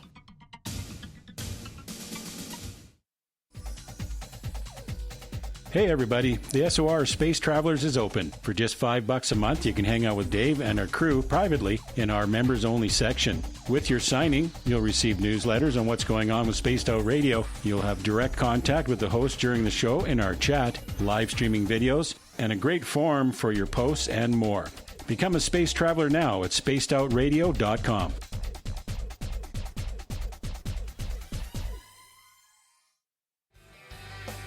From the heartlands of Canada to beards around the world, we know how to take care of you. Fill your follicles with the Mighty Moose Beard Oil. All our oils and balms are handmade and 100% natural ingredients because we care about your beard.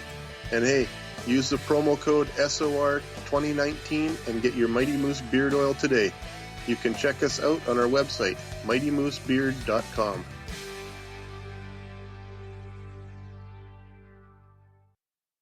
Hey, space travelers, this is John Resig, founder of the Chive and Chive Charities. If you know anything about our website, you know we like to do things a little differently.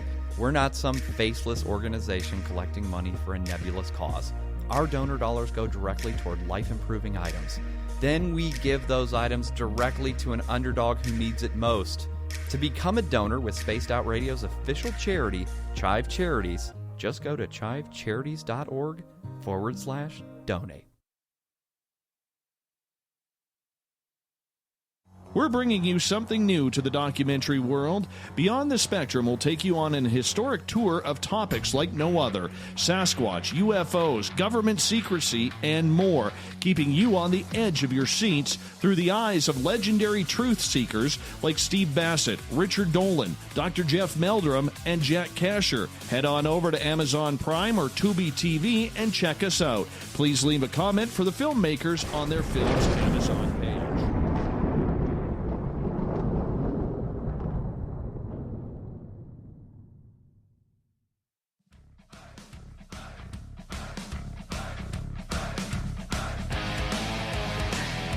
We passed the halfway point of Spaced Out Radio tonight. I am your host, Dave Scott, sitting in the captain's chair of SOR headquarters. Thank you so much for joining us. Appreciate the time as the snow continues to fall here in the desolate, remote village of 108 Mile Ranch, British Columbia. Yes, we are desolate and remote. Hey, I want to remind all of you that if you have a curiosity of where we store our archives, you can check them out at youtube.com/Spaced Out Radio. Just do me the favor, hit that subscribe button. Our website is spacedoutradio.com, where we have a plethora of features for you, including rocking out to Bumblefoot and checking out and reading up on Captain Shirk's SOR Newswire. So make sure you check it on out. We are talking with author, psychic, intuitive, Barbara Jean Lindsey tonight, and we're taking your questions if you're in one of our chat rooms or on Twitter at #SpacedOutRadio. Barb, this comes from Corinth, who is asking, do you think animals have near-death experiences? That's a great question. I never thought about that before. I would think that it's a possibility for sure that right before they pass over and they could come back in. I would think that's a high probability. If we can do it, then they can. We all die, they all die, right? We pass from this third dimension, they pass from this third dimension. So as you're passing, you could have a near death and then come back down into the body. I would think so. I would think that's a real possibility. I've never heard of that happening because they haven't told me. Okay, but I do have some friends that are pet psychics. So that would be someone that you would ask, and they would know for sure. I don't have an experience of it, but I would say it's a possibility. Have you had any pet psychics on, Dave? You know what? We haven't done that in a while. We're going to have to do that for May. Give me some names. Give me some good names, and send them to me, and then I'll make sure Corey gets some emails out to them. But yeah, we haven't had a pet psychic on in a while. I mean, that's good woo right there, good quality woo right there. So we're going to definitely do that. All right, next question that is coming from the audience here. As I scroll on down, Chris wants to know, how often did you meet your guide and the council? I met the guardian who was with the council when I was 12, and then I met them again when I was 37, when I had the near-death experience. But I have not had any contact with them since. I feel it coming, though. And I did have a good friend of mine, not a good friend, a friend, David Brinkley, who told me that I would have 2 more near-death experiences, and I would probably meet them again. And I'm not looking forward to that, let me tell you.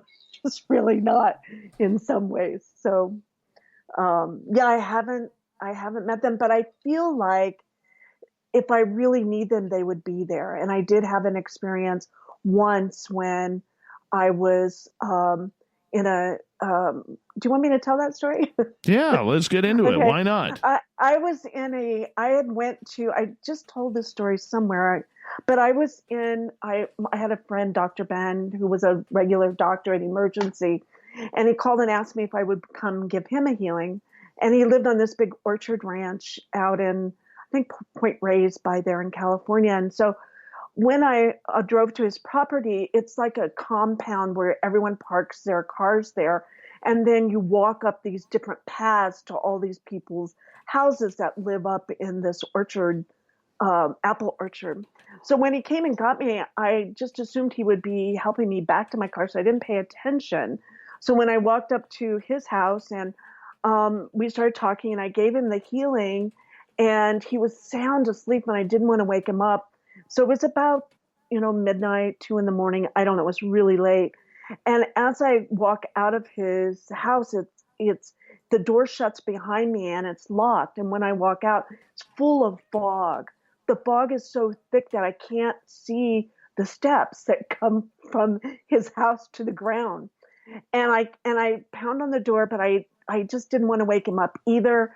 And so he didn't come. And so I just decided, well, I can find my way back to my car. No problem. I'm psychic, right? I should be able to find my own car.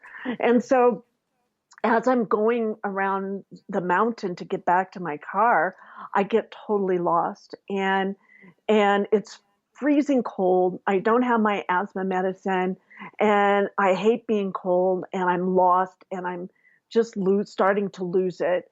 And then I see a light on a porch on one of the houses, and because you can't see at all, you just can't even see in front of your face, your hand in front of your face. The fog is so thick. So I go up the steps, I knock on the door, and the guy goes, "Get the hell out of here." I said, "I'm lost and I need some help. Can you call my husband to come get me? Or where am I? Where are we?" And he said, "Get the hell out of here." And he didn't help me. And so then I walked down the steps and I walked down onto the road and I just sat down and I just started crying because I can hold it together really well and I don't lose it very often. And I just lost it. And when I did, the next thing I'm up in a spaceship and I'm sitting on a chair and the being behind me is brushing my hair. And she's telling me, and she's very tall, but I don't ever see her face. I don't know why, but she says, everything's going to be okay. You're going to be okay. And so she brushes my hair. And then the next thing I know is I remember my feet just coming down and then my body, first my feet and then my body. And I hit the ground. And when I hit the ground, I look to my right and my car door is open and I'm at my car. And then when I sit in my car and I just burst into tears because I'm thankful that I'm at my car, I turn on the radio and Art Bell's on. And so I swear to God. And I got home and I was, missing, I don't know how much time, but quite a bit of time. But I know when I need them, they'll help me and they help me. And that really, truly happened. And that's all I can say. So if I need them, they would be there and they're there. So I haven't needed them. I'm pretty, I can take care of myself pretty well and persevere pretty well. And, but when I was in my time of real need, they came. It's actually a beautiful story. Beautiful story. It's a weird story. It's a weird out there. And it would embarrass my teenagers, right? I had two teenagers at the time, and I tell them the story. And they go, "Oh, Mom, God, don't tell anybody that. Just be can't you just be a normal mom? I'm not going to tell anybody that you're a psychic. Just be a counselor or something." Bad mom. Okay, I can do Bad that. mom. But later on, they've all grown up and they have their children now, and their children are very sensitive. And so it all comes about full. So it's okay. So now they accept me for who I am. I think because it took me a long time to accept me for who I am.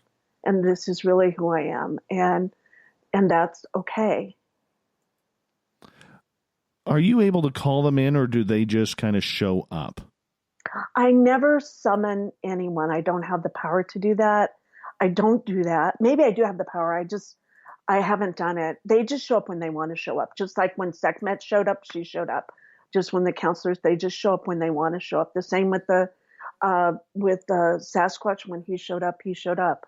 But I did ask them for that time. But that was in a time of dire straits or dire needs. You know, it's different than, hey, can you be here Tuesday at 5:15? You know, I think it's without respect. So, yeah, I don't do that. I don't have the ability to do that, I don't think. And I have asked for communication, for help during these time for people in general. You know, I do believe in prayer work, and I do prayer work. And in my meditation, I ask for protection and for humanity, that sort of thing. I do that every day.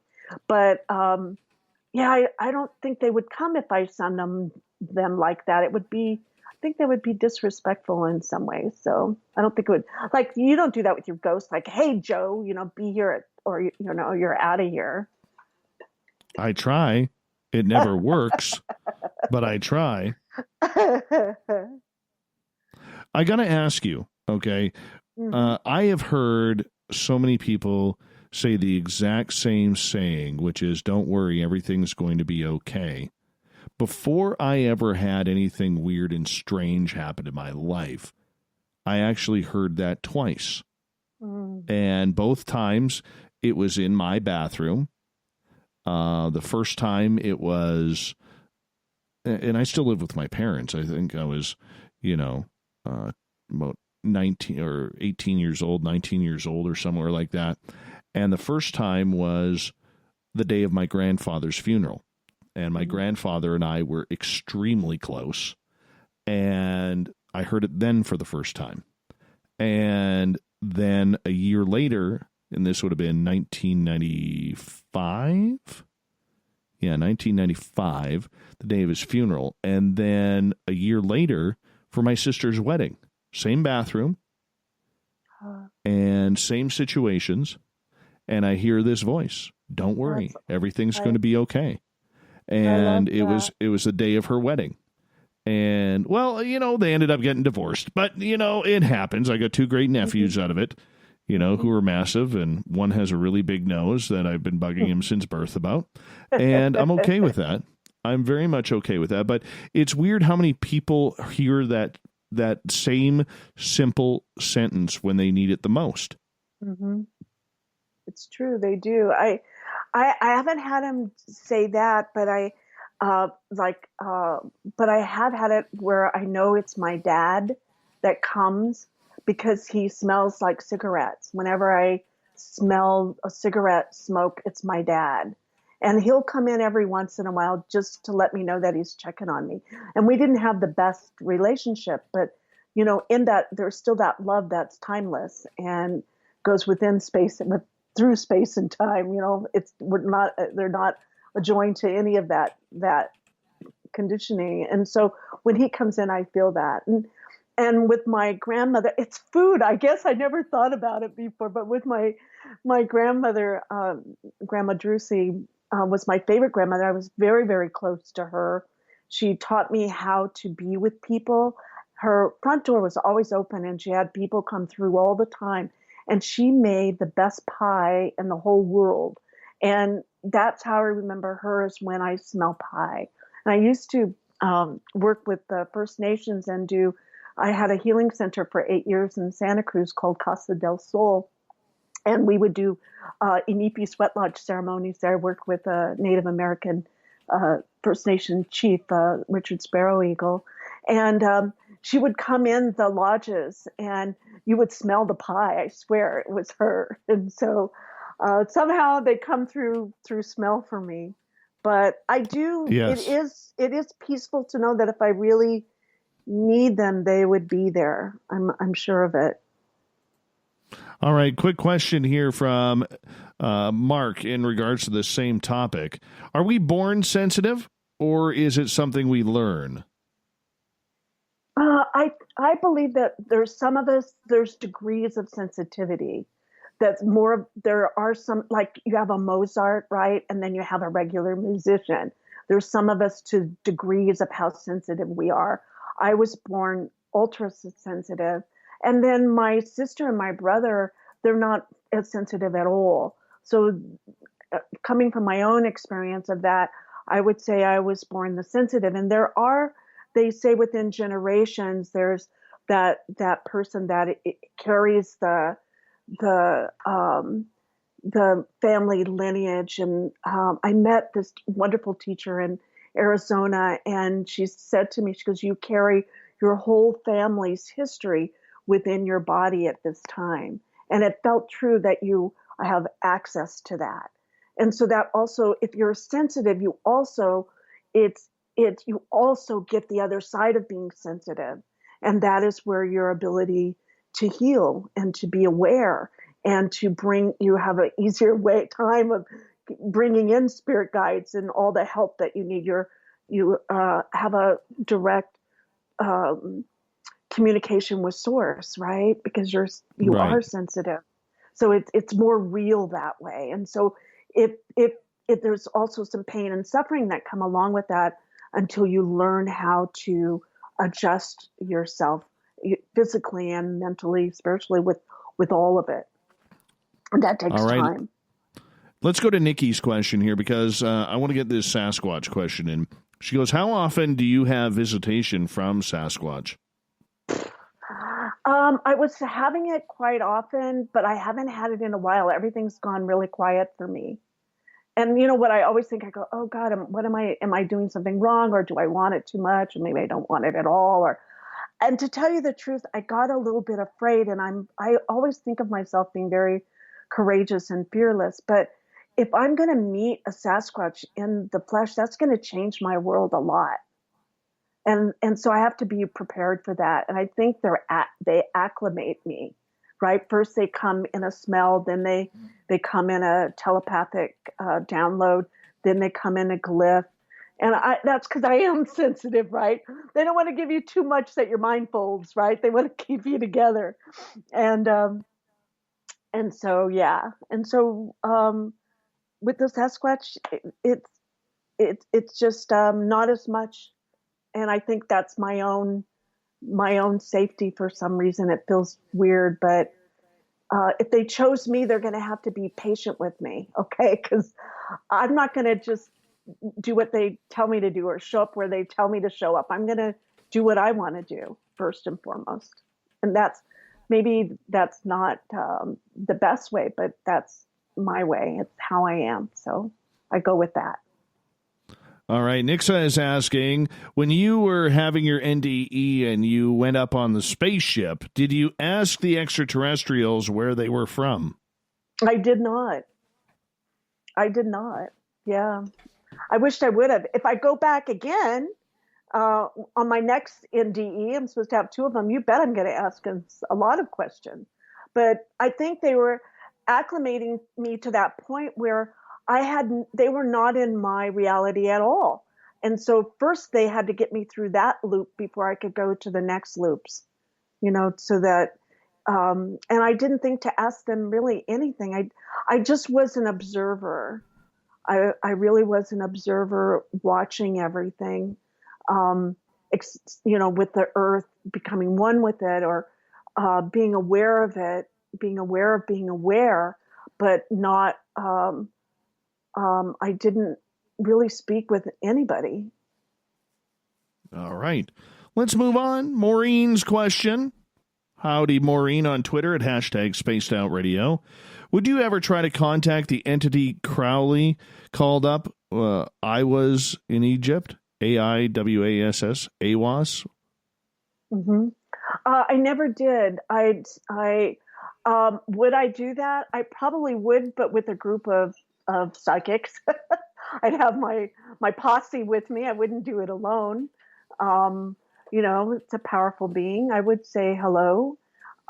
Sure, but it would have to be set up so everything's safe and together, and then I might, for sure.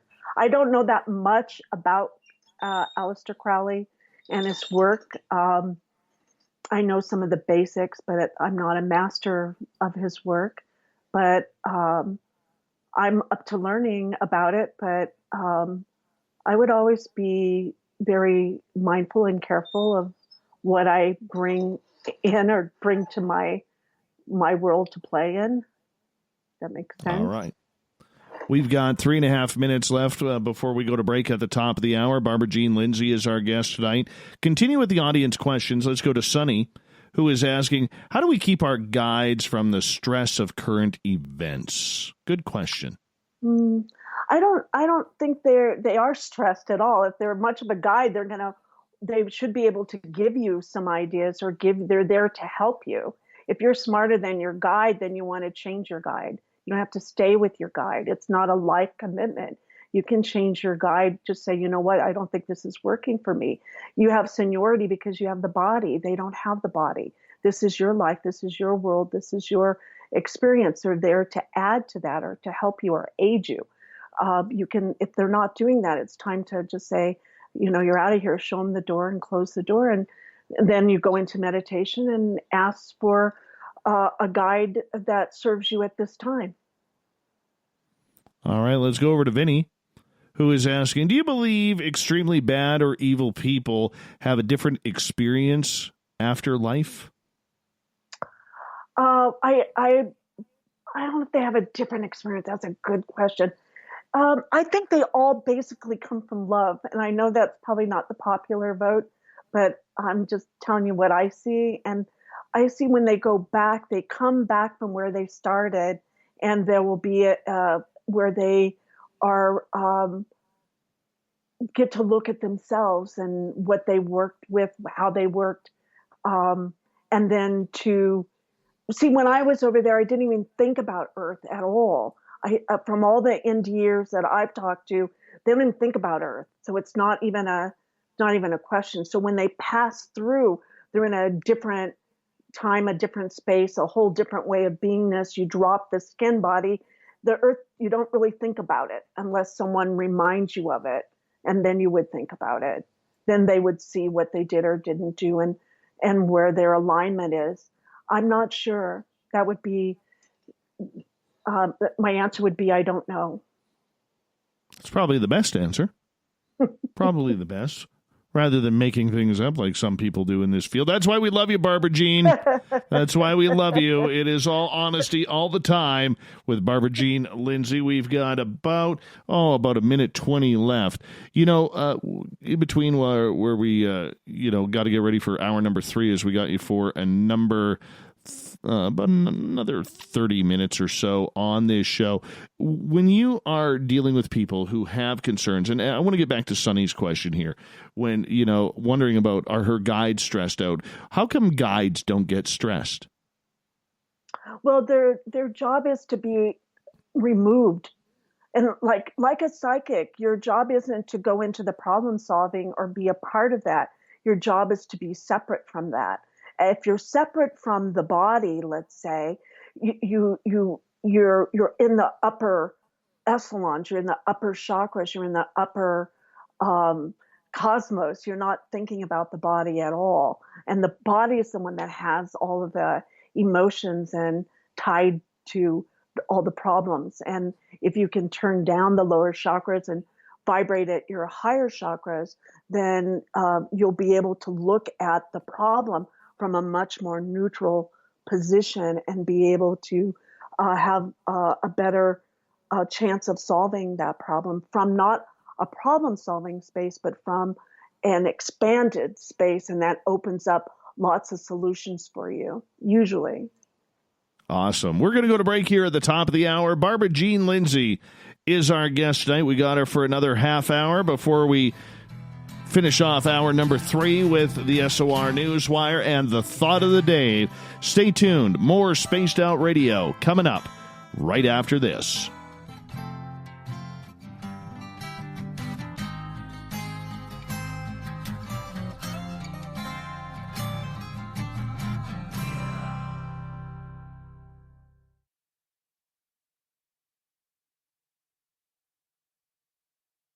Hey, space travelers, this is John Resig, founder of the Chive and Chive Charities. If you know anything about our website, you know we like to do things a little differently.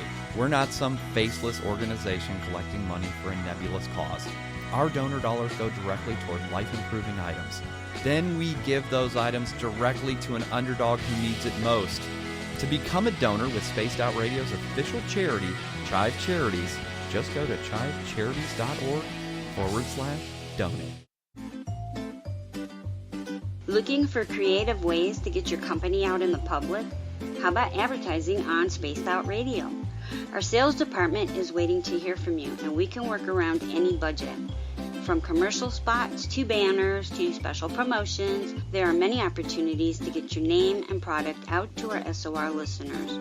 For a price guide and more information, please contact us at sales@spacedoutradio.com.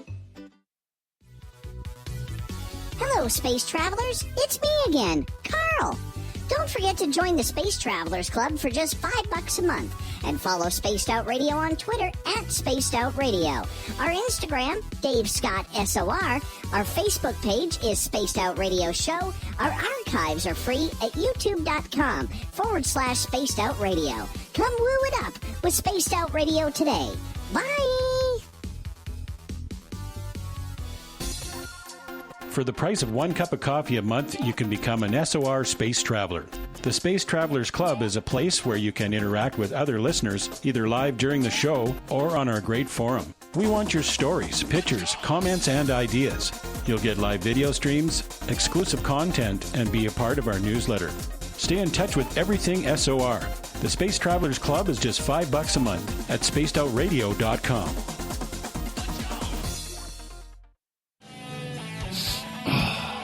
I'm feeling a little spicy tonight. What to do? Why not get Bumblefuck? 4 million Scoville units of pure hard rock. Bumblefoot hot sauces come in 3 flavors. The burning Bumble. Tone it down a bit with Bumblicious and throw the sauce on everything. Spice it up. Bumble me, baby. Bumblefoot hot sauce. Get it today at kajans.com. The SOR Vault is open for business, and do we have some cool swag for you to pick up? All you have to do is head over to our website and click on the SOR Vault. You have a variety of cool logos to choose from, and put them on anything you want. T-shirts, hoodies, hats, coffee mugs, you name it, we can get it to you. So do your shopping by supporting the store you love. Get your Spaced Out Radio swag at the SOR Vault today.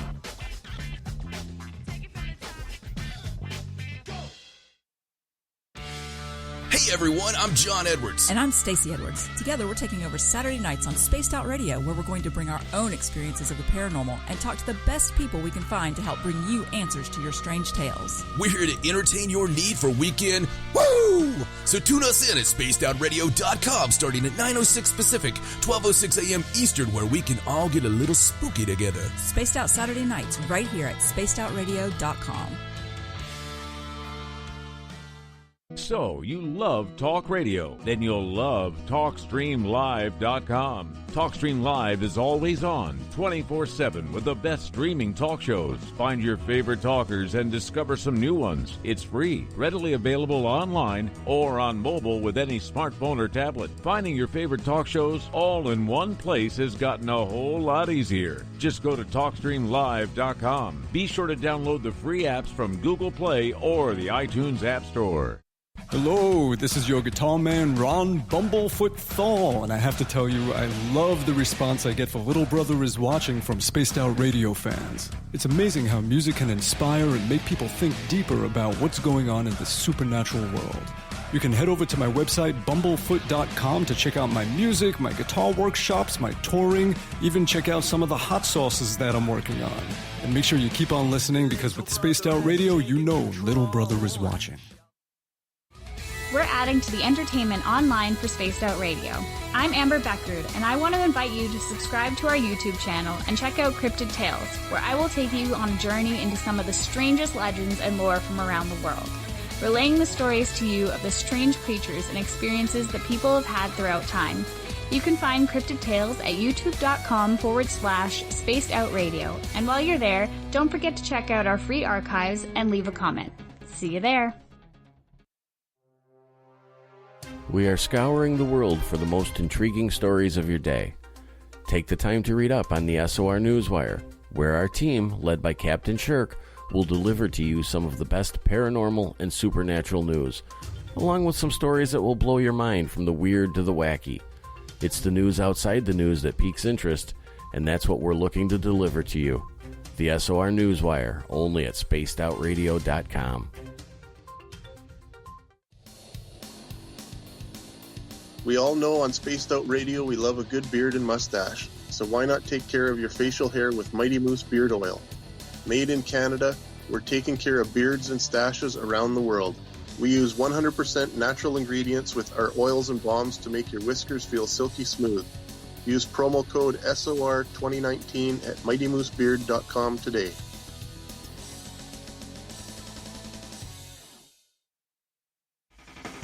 The party is always on at the Moose Vancouver. The Moose Vancouver is where you want to be when visiting Canada's West Coast. Open until 2 a.m. nightly, the Moose cranks up the rock while serving some of the best rated food in the city. The menu starts at $6.95. Why party anywhere else in Vancouver when the Moose is right there? Get your horns up and rock with the Moose, the official party bar of Spaced Out Radio. Hello everyone, this is Ryan Stacy from the Experiencer Support Association, otherwise known as TESSA. We're glad to team up with Spaced Out Radio to help investigate your experiences on the SOR Sightlines Report. Together, we'll investigate the strange sightings and occurrences you've had. We're looking for answers just like you. So fill out a Sightlines report on the Spaced Out Radio website and let's figure out what's going on together. Looking for something new to push your limits? Look Beyond the Spectrum, a new docuseries featuring some of the best researchers in the world when it comes to everything from UFOs, government cover-ups, and Bigfoot in the forest. Truth seekers like Steve Bassett, Dr. Jeff Meldrum, Richard Dolan, as well as others all chip in to bring their knowledge to you. Beyond the Spectrum can be found on Amazon as well as Tubi TV. Tell us what you think on our Amazon page. Would you like to connect with us? Head to spacedoutradio.com for all your latest show info. Now, back to Dave Scott and SOR. Third and final hour of Spaced Out Radio is underway tonight. I am your host, Dave Scott. Thank you so much for joining us. We want to give a shout out to everybody listening in on our terrestrial affiliates, along with our digital side on Revolution Radio. Remember, all of our archives are free for you at youtube.com/Spaced Out Radio. Do old Davey the favor, hit that subscribe button. The Desert Clam has set the password for tonight in the SOR Space Travelers Club, Ecdysis. Oh, I butchered that again. Ecdysiast. There we go. Ecdysiast is your password. Use it wisely, space travelers, as the Clam sets a password each and every night right here on Spaced Out Radio. Our website is spacedoutradio.com, where we have a plethora of features for you, including rocking out to Bumblefoot and reading up on Captain Shirk's SOR Newswire. So if you're looking for a good UFO video right now that was just released, if you're on Twitter, go to @BobMcGuire, that's MCGWIER_N4HY. You can find him on my follow list at Spaced Out Radio. There is an incredible UFO video from Encinitas, California, just a couple nights ago. And this thing looks exactly like the Phoenix Lights. Exactly like the Phoenix Lights. This is absolutely incredible. Absolutely incredible. And I don't have a link to it yet, but when I do, I will post it on my Facebook and Twitter. Well, Twitter I can repost it there. But the rest of it, I can't post right now, but we'll get it to you. We'll figure it out. All right, Barbara Jean Lindsey is here until the bottom of the hour here on Spaced Out Radio. We've been going over everything intuitive tonight because that's kind of what we love to do. We love to do that. And I'll tell you, when it comes to anything strange, weird, psychic. This is the lady you want to be talking to because she is just right on the ball with everything. How do people know if they're intuitive or not? Well, we're all intuitive.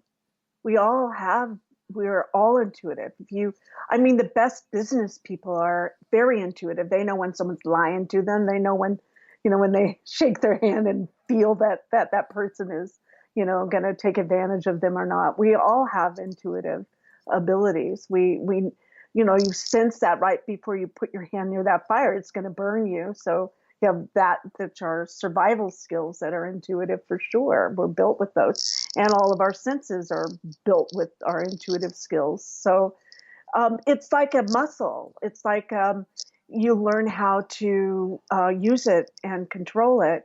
And the more you exercise it, the more it's more real for you. I've just done, I stopped counting after 10,000 readings. After you do something thousands of times, it just becomes second nature with you. And so we just haven't explored that much. And, we weren't taught that as we were children to if you had that make-believe friend, or if you had a feeling you saw something, instead of having parents that said, hey, yeah, let's look at that. Let's explore that. Let's put that truth out on the table and see what we can do with it. Then, that would have been much more helpful, but we've been taught to turn it down and to not look at it. So once you start tuning into it, it becomes more real and more real to where you live more of an intuitive lifestyle as a general lifestyle. I'd still pay my rent though. Okay. I'd do that sort of thing. So when you sit there and say that everybody is intuitive, how come so many people have trouble finding it within themselves? Well, they'd have to take that time. It's where you have that voice in your head. That's you. And you have a relationship with that. And so then you get to look at it and practice it. If someone comes and sits in front of you and, there's games that you can play to increase it. Like I used to play this with my kids. I would put an object in the bag, a simple object, and have them tune into their psychic ability. And how you do this, you turn down your lower chakras, your lower human part of yourself in a way, your avatar body. Your guys are going to love this. And then you go up and sit up more in those intuitive parts of yourself, which is, behind the pineal gland and that sixth chakra in the middle of your head, like a third eye part. You just go and sit in there and be in tune with that command center part of you. And you'll start seeing things. It'll start to come up. And first you judge it, or first you're afraid to say it. And then you start taking some risk with it, and you start refining it to where you can use it easily, like driving a car or riding a horse, something like that. Very interesting. So how do we tune into it? How do we get there? Do we have to meditate? Does it come naturally, or does it hit us like a sledgehammer? I see that it's better if you have a desire. First, you have to have a desire to do it. If you're not interested in it, then you're probably not gonna do a whole lot with it. But if you're interested in it, there's a reason for that, and that is something that you can explore more. So you go up and stay more in that sixth chakra area, own that part of your brain, that whole area there. The more you can sit and be with that and explore. For me, I meditate. It's in meditation. So a lot of people don't have to meditate. Some people don't have to, don't want to. But for me in meditation, I'm able to drown out all that other noise. And when you get that quiet part, that's when you can turn on to that intuitive part of yourself that's heightened. And then you have that natural part of yourself that is just intuitively, naturally. That's like if your kid's sick and you just know it, or the boss is going to fire you and you can feel that. So there is that part of feeling part that's intuitive as well. And then there's that heart part that you work with that as well. But it's a combination of seeing that works. And it's not hard. It just takes practice and a desire to improve that part of yourself. It's easy. when we are searching for our own intuition and we are trying to find out, and I'm going to get you to remove your bracelet again. Oh, because sorry. I know you put it back on. When you are trying to find it within yourself, how do we do it? Should we be doing this alone? Okay. Should we be working with other intuitive people? You know, what mood should we be in? Should we be alcohol free, marijuana free? What else? What other type of stimulant free? How should it work? Well, I don't think you have to be perfect, but if you're going to work on your sixth chakra, I would think that the alcohol or marijuana or whatever you're using expands you out of the body. And for me to do a good psychic reading, I want to be in the body as much as I can. So I want to be aware of being in my body when I do a reading for someone. And, you know, like when I do I've changed it a little bit. When I do my readings now, I like to hold the person's hands and I get information that way. And we go somewhere together to explore what information they need to help them at that time. So it's where you tune into not just the earth plane. You're in, let's say, okay, I'm going to get tuned in now, and you sit down and I'm going to take this next 20 minutes to just sit in meditation.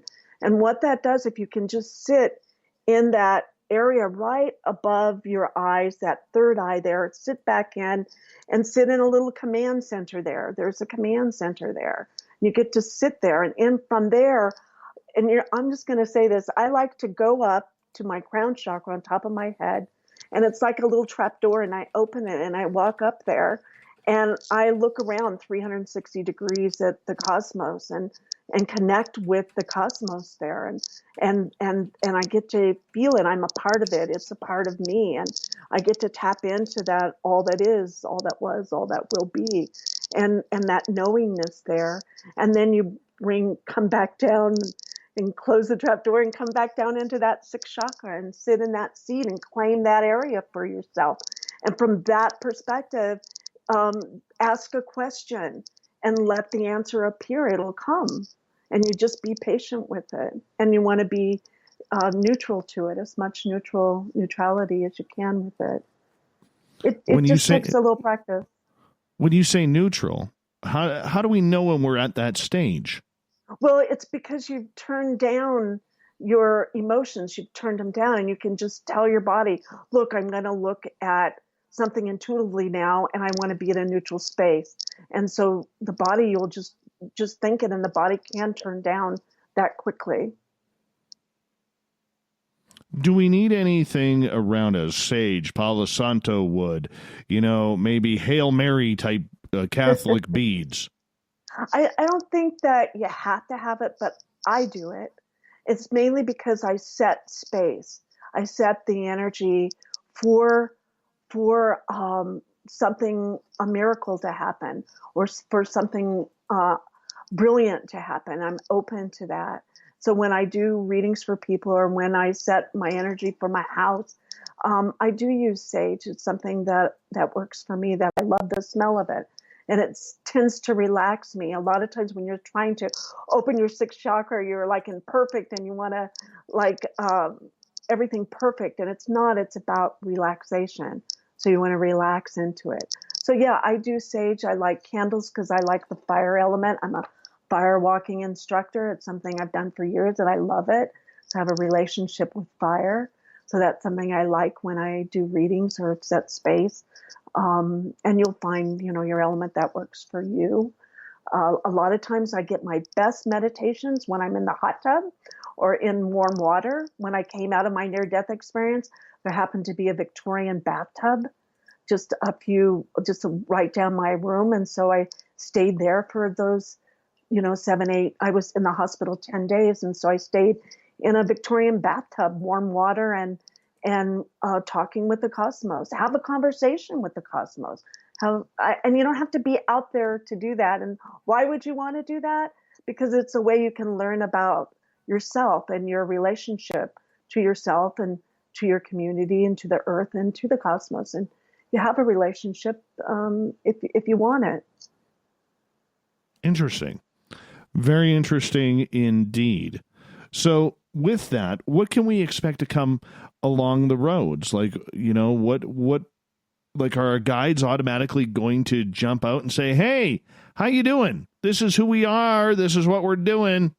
Or is it something that is going to take time, practice?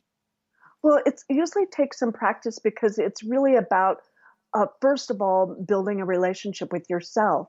The more you're at peace in your body with yourself, then you've got that part down. It's kind of like the basic foundation of it. Then from there, then you can work with your spirit guides. But you know what? The spirit guides coming in and doing all that if you don't have a relationship with yourself first. So you want to have that relationship with yourself built first. And that means spending time with yourself, getting to know yourself, getting to know why you're here and what you're doing here. There's a reason you're here. It's not a coincidence. So find out what that is. And usually you can find that out by following your desires. And that doesn't mean all physical desires, but hey, I drink wine, I cuss, I'm not perfect either. So, but can I set sacred space so that people can be healed and get information they need to make the right choices in their life? Sure. And you can do that for yourself just as easily as I can do it for you. It just takes time and it takes practice. We've only got you for about 8 more minutes here. This show is flying on by. What should people, when they are trying to get in touch with their intuitive side, what should they be looking to do? Should they be looking to improve their life with it, or is it just a familial type connection that they have been searching for that maybe has been lost? Like, what's the purpose of it? The purpose of it is, from what I can tell, is that it reminds you, see, we're in a avatar body and you're not just the body. And the intuitive part is hooked up to the cosmos, to the collective, right? And so you get to have a better attunement with that through the 6th, 7th, and upper chakras, shall we say. Or it's like a fishing line. From the 6th chakra, you put that fishing line out there, you're going to catch something. And you'll get to learn how you did it the first time. And if you had success, then you do it that way again. We're each very unique at how we do this. And someone can teach you, you can read about the basics of it, but how you each come in your own is very unique. That's the beauty of it. I do see us in the future, like the beings that I saw in my near-death experience, they talk telepathically. And I see that's where we're going as a species in the future. And that is where we can all talk telepathically. And we do that now. We do that a lot. If we can try just maybe saying hello to that and using it, that we do talk telepathically to each other. When we use our words, sometimes that gets lost in translation, right? But telepathic is very fast, and it's a beautiful way to communicate. That is very, very interesting indeed. Will our guides pop up? Will they just introduce themselves? Do we see them in human form, or are we only seeing them in this meditative state? No, I see they can come in as a best friend, as like a guide. I see that if they can come in a song, information can come through a song or through a book, or you can be triggered by something that you walk by a window and you see something that gives you an aha moment. So there's always kind of information trying to come to you to help you in wherever you are. And it can come in a Sasquatch sitting in your front seat, or it can come through a child that walks by and gives you a smile. So it can come in all sorts of different forms. And if you're in an intuitive space, you're more open to it. So it expands your consciousness so you can use all of those opportunities if you choose. You still have a choice. Okay, so with that choice, what are we allowed to choose? Well, whatever works for you and for usually the best of humanity. That's how I like to think. Now, my guides, I work with them daily, so they're really real to me. They're like family to me. So I work with them enough where I don't see them, but I know them. This comes from a space of knowingness in a way, instead of seeing them. Interesting. Very interesting. Couple questions from our audience here. Sunny is asking, do spirit guides have near-life experiences? Or pardon me, that's Corey. Corey's asking, do spirit guides have near-life experiences? Oh, I like that. Instead of a near death, they have a near life because they're being with you. That's an interesting idea. I like that a lot. I know that when I went to the other side and was on the other side for those 2.5 days, I was never alone. I always had the guardian with me. And I really feel like working with the other NDEers or talking with them over the 30 years that they were never alone. And we're never alone. And we're never alone when we die. And we're never alone here. We do have the helpers. We do have our guardian angel, if that's what you want to call him, or a guardian being that works with us to find out about ourselves and what we're doing here. And hopefully we can raise humanity's guardianship of this planet Earth, because it really needs our help.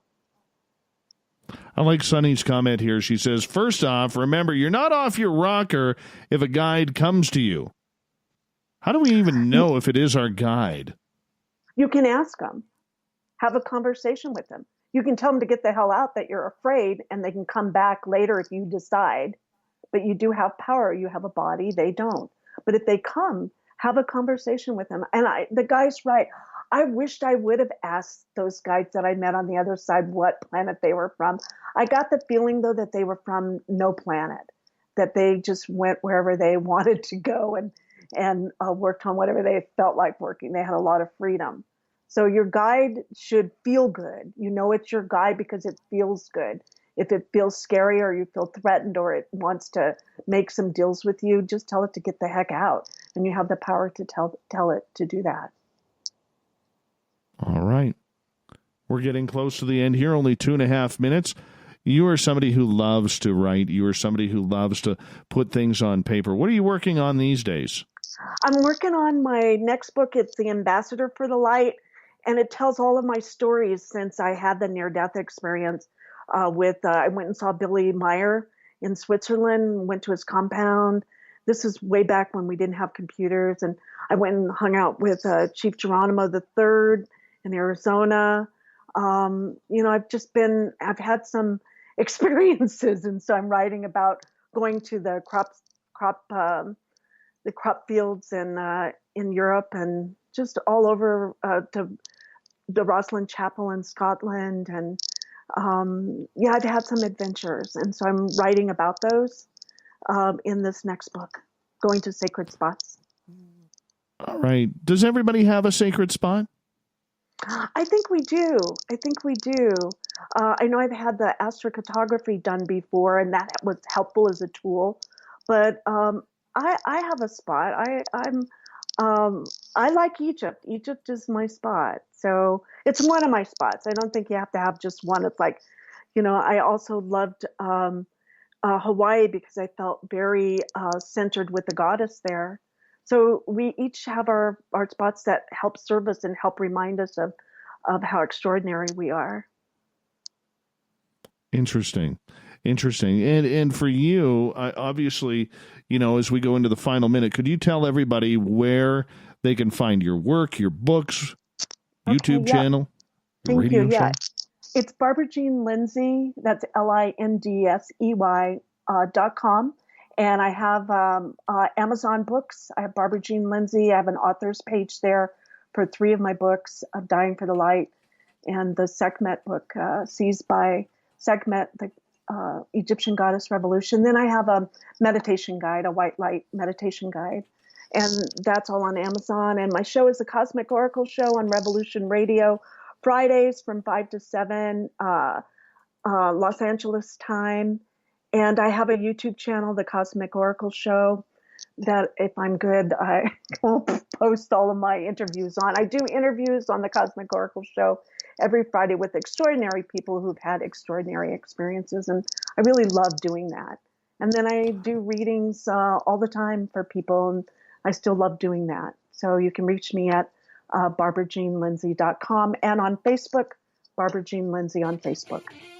Awesome. Thank you so much, Barbara Jean Lindsey. Coming up next, we have the SOR Newswire and the Thought of the Day. Stay tuned. More Spaced Out Radio coming up.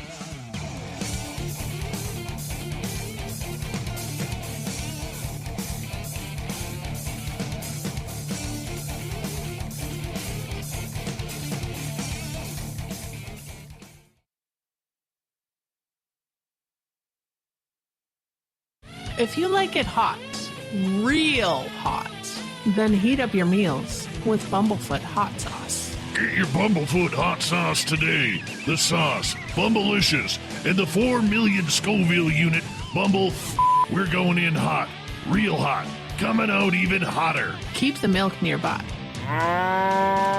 and tantalize your taste buds tonight. Bumblefoot hot sauce, available now at kajans.com.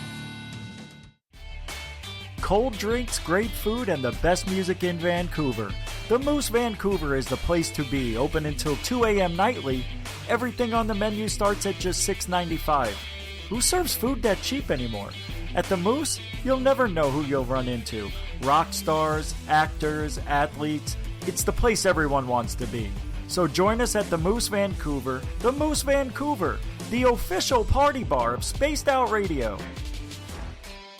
Hello, this is your guitar man, Ron Bumblefoot Thorne, and I have to tell you, I love the response I get for Little Brother is Watching from Spaced Out Radio fans. It's amazing how music can inspire and make people think deeper about what's going on in the supernatural world. You can head over to my website, bumblefoot.com, to check out my music, my guitar workshops, my touring, even check out some of the hot sauces that I'm working on. And make sure you keep on listening, because with Spaced Out Radio, you know Little Brother is watching. Hello, Space Travelers. It's me again, Carl.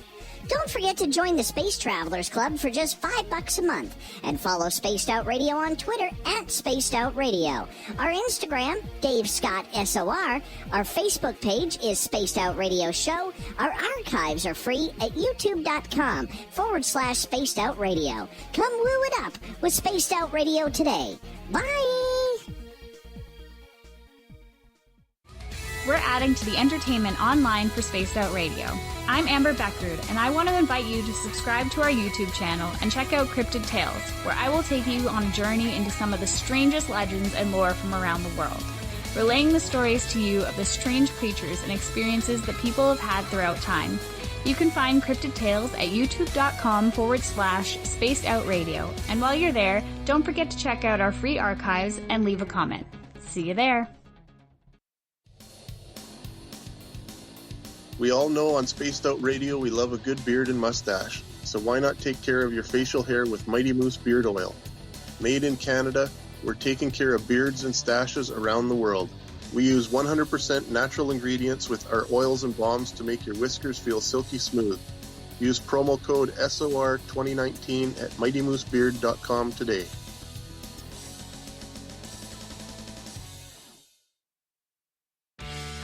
Need that weekend supernatural fix? Look no further than Spaced Out Saturday right here at spacedoutradio.com. I'm Stacey Edwards. And I'm John Edwards. Each Saturday night, Stacey and I are going to bring you the best in paranormal, cryptids, UFOs, you name it, and we're going there. It's all about the experience and to share the knowledge with all of you. So tune us in every Saturday night on Spaced Out Saturdays, starting at 9:06 p.m. Pacific, 12:06 a.m. Eastern, only at spacedoutradio.com.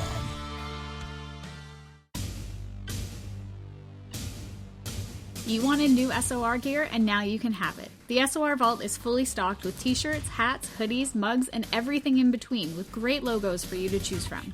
So head on over to spacedoutradio.com, click on the SOR Vault, and go shopping. Pricing is quite affordable, and you can look good representing your favorite show. So go to our website and pick up your new SOR wear at the SOR Vault today.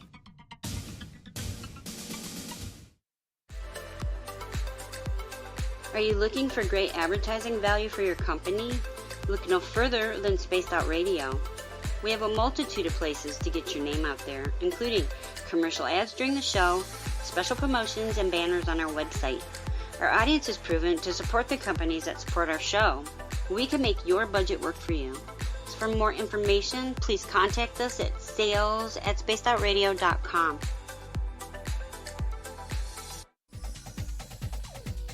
Hey everybody, the SOR Space Travelers is open. For just $5 a month, you can hang out with Dave and our crew privately in our members-only section. With your signing, you'll receive newsletters on what's going on with Spaced Out Radio. You'll have direct contact with the host during the show in our chat, live streaming videos, and a great forum for your posts and more.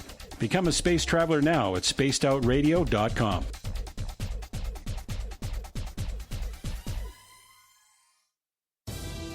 At spacedoutradio.com, we are keeping you up to date on all the news with the SOR Newswire.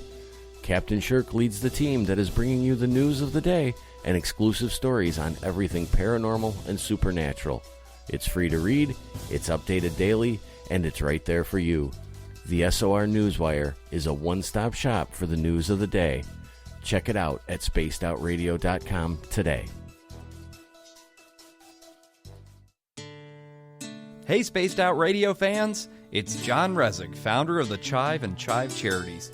Our goal is to make the life of veterans, first responders, and those with rare medical conditions 10% happier. We do this by donating one grant item, ranging from vans to therapy programs to prosthetic limbs, to those who need it most.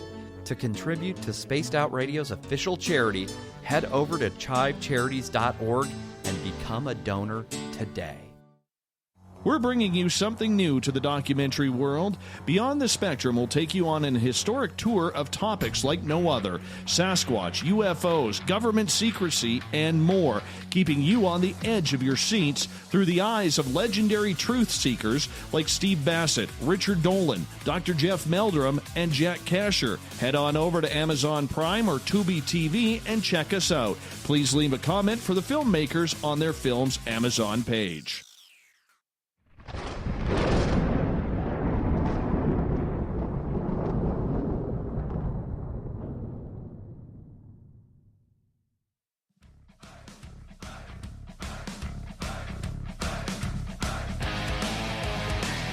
We've rounded third. We're heading for home tonight on Spaced Out Radio. I am your host, Dave Scott, sitting in the captain's chair of SOR headquarters. Thank you so much for joining us tonight. And for those of you who do have Twitter, if you go on at Spaced Out Radio, don't forget to give us a follow if you don't mind. And you want to check out that UFO video, I have posted it on there to a link to Science Bob's.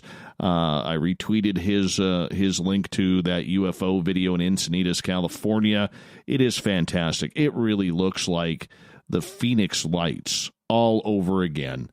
And there's beautiful footage of it. Beautiful footage. You know, and I got to say, I really have to say, I think this is one that is special. I know the debunkers out there are going to sit there and they're going to say, this isn't a good video. This is just what we've seen before.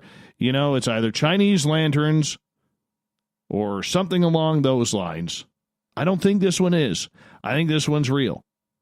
Yeah, it goes from like one light to 6, 7 lights. Almost identical to the Phoenix Lights. It is crazy. Crazy. But either way, hey, I want to remind all of you that you can check out our free archives at youtube.com/Spaced Out Radio. Just do me the favor, hit that subscribe button. Our website is spacedoutradio.com, where we have a plethora of features for you, including rocking out to Bumblefoot and reading up on Captain Shirk's SOR Newswire. Speaking of the news, let's get to it, shall we?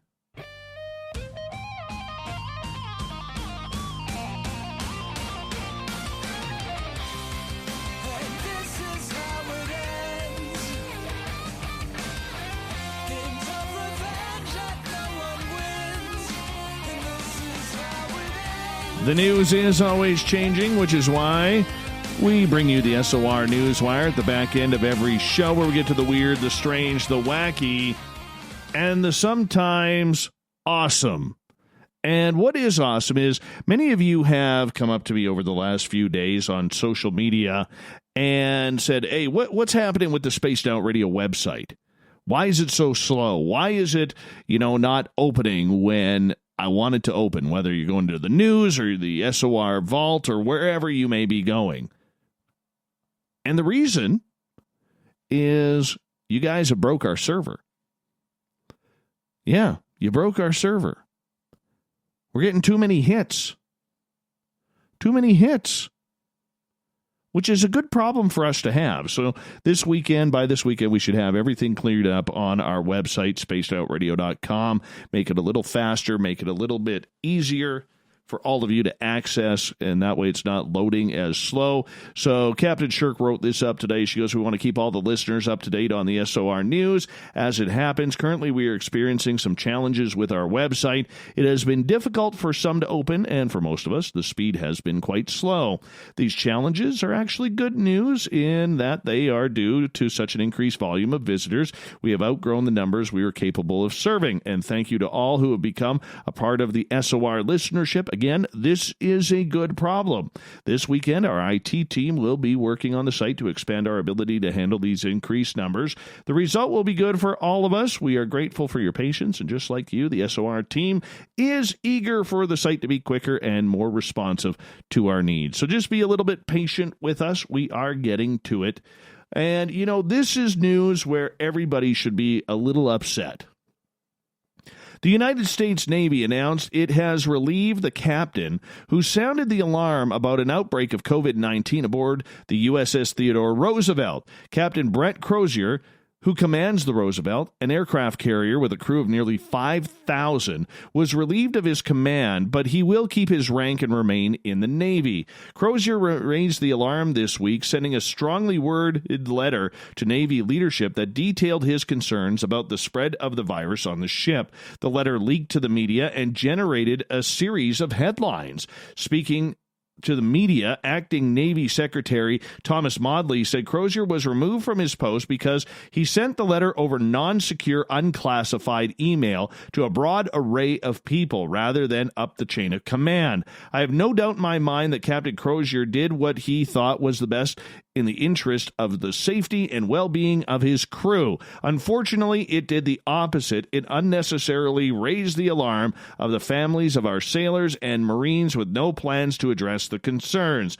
Maudley insisted that the decision was his alone. He praised Crozier, but said he had concluded that the captain allowed the complexity of the challenge of the COVID breakout on the ship to overwhelm his ability to act professionally. The responsibility for this decision rests on me, Maudley added. I expect no congratulations for it. Captain Crozier is an incredible man. In the statement, a group of top Democrats of the House of Armed Services Committee sharply criticized the decision to remove Crozier. This dismissal of Captain Crozier at this critical moment as the sailors aboard the USS Theodore Roosevelt are confronted with the coronavirus pandemic is a reckless political move that reeks of undue command influence, read the statement from Chairman Representative Adam Smith of Washington, Subcommittee Chairs Rep. Joe Courtney of Connecticut, and John Garamendi of California, along with Jackie Spire of California. The ship, which was operating in the Pacific, pulled into port in Guam last week, several days after multiple crew members tested positive for the virus. By Wednesday, there were 93 positive test results, and more than 1,000 were taken off the carrier and placed into isolation on Guam. In total, 2,700 people are expected to disembark the ship this week, with a smaller crew remaining to maintain the carrier. Do you think he should have got fired? Be honest. Do you think so? Or was this just a jerk move? Let me know at Spaced Out Radio on Twitter. I want to know your response. All right. You know that nut bar that seems to run the Philippines?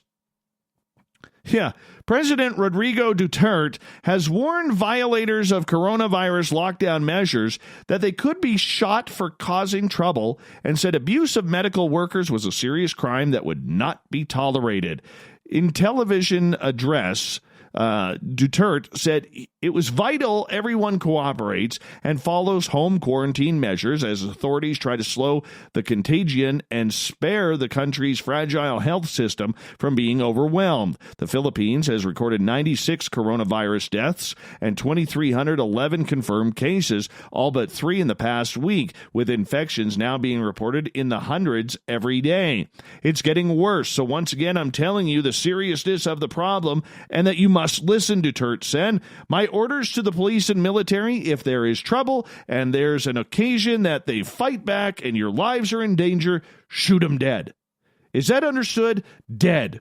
Instead of causing trouble, I will bury you. I mean, does this guy work for the WWE? If he ever loses his job as president of this country, he's got to get picked up by Vince McMahon.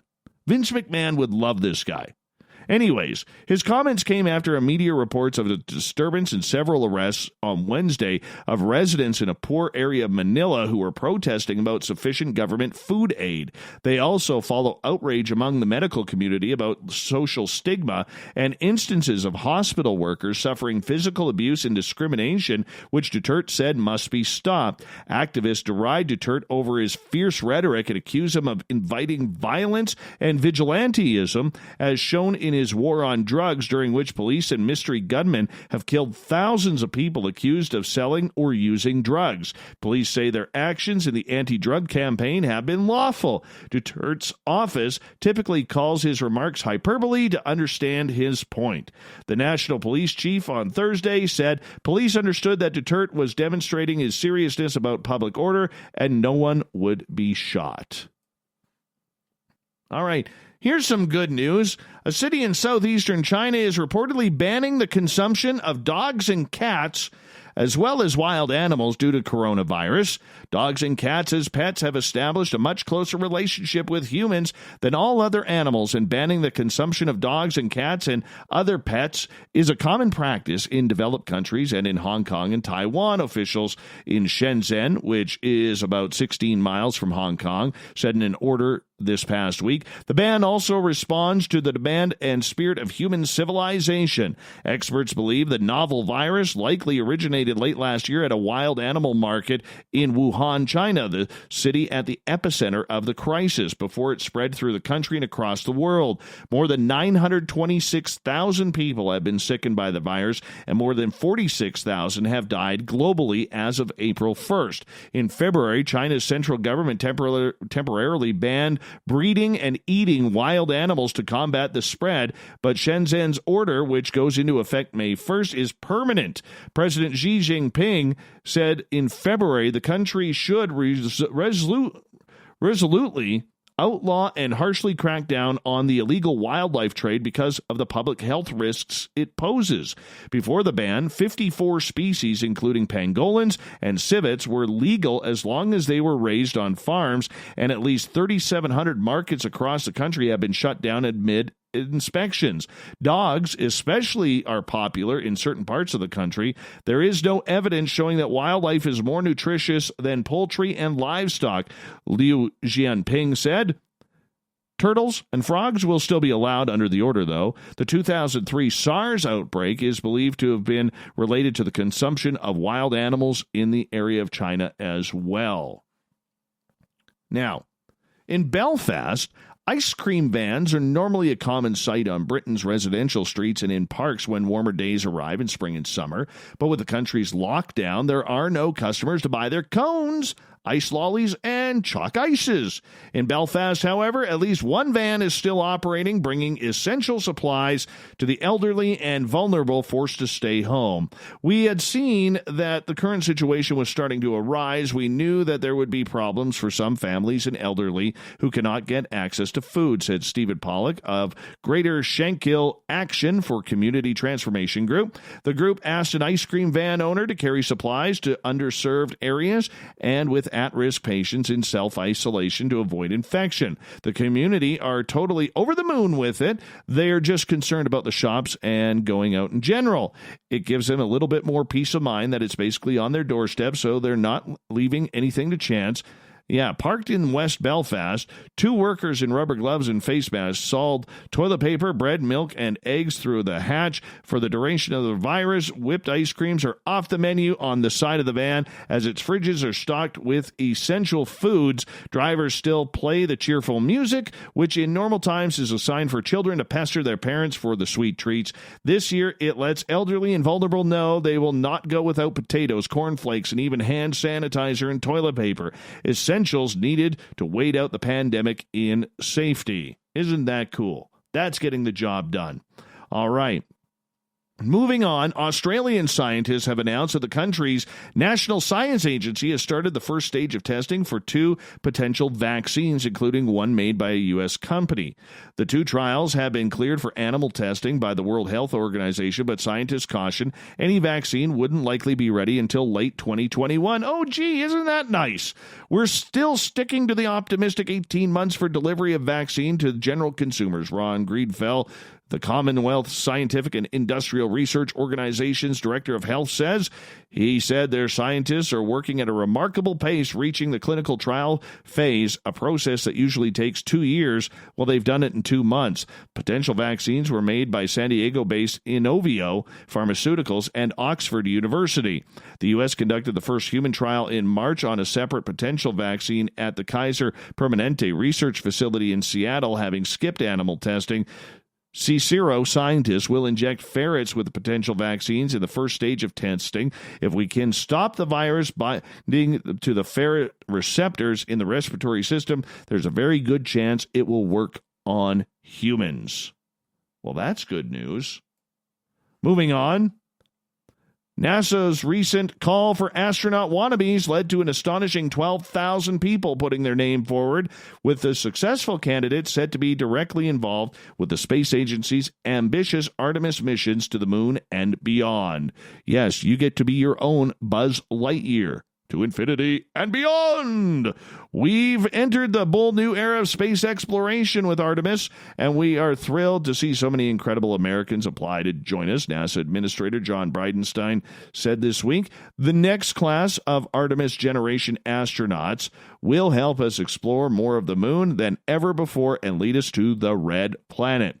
The space agency launched its recruitment round at the beginning of March, resulting in the second highest number of applicants in history. The most it ever received was 18,300 in 2019, but this time around requirements were a little more stringent, like having an effect on numbers. Isn't that cool? Since its very recruitment drive in the 1960s, NASA has selected a total of 350 people to train as astronaut candidates for its increasingly challenging space missions.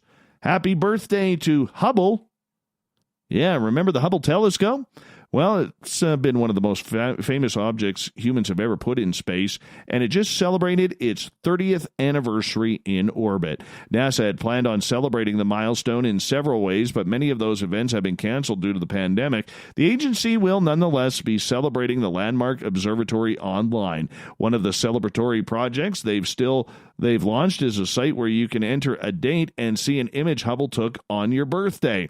The telescope is watching the cosmos tonight and tomorrow and every day, because that's what it does. That makes digging for your birthday picture a bit of a lottery, with the chance that you'll find something iconic or revolutionary pop up, like the Monkey Head Nebula, the Eagle Nebula pillars, or a glamour shot of Jupiter. Isn't that cool? Let's get to the thought of the day, shall we?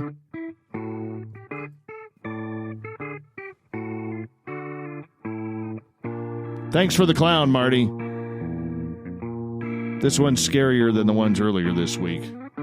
Thought of the Day happens every night at this time, where we post a question on our Facebook and Twitter pages, then read your responses on the air, because we love the audience participation around here. Today's Thought of the Day, we had some fun with it, is as followed. If you were able to travel back in time, where would you go and why? Shanna. Ever since I saw Land of the Lost TV show as a kid, I've always wanted to go back in time to see dinosaurs. Goddess Michelle. I would go to December 7th, 1917, in Halifax, Nova Scotia, the day after the explosion. I would love to be there to help the injured. It's probably why I volunteered to go to the COVID-19 floor when it hits our nursing home. She is a beautiful nurse, Goddess Michelle. You are a hero. You are a hero with all of your coworkers and nurses and doctors. Keep up the fantastic work. We love you and support you. We're going to send you good energy when that happens.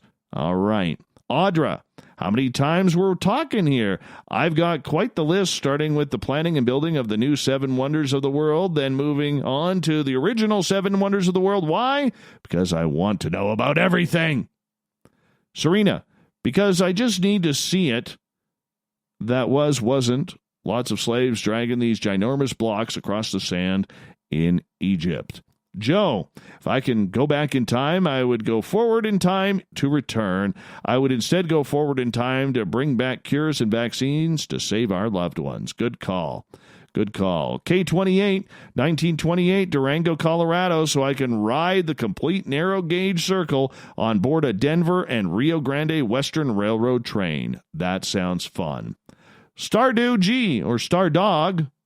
I'm here, and can't you guess why? Why are you a time traveler? I'm yet of the land. I would go back in time to save Mac Miller.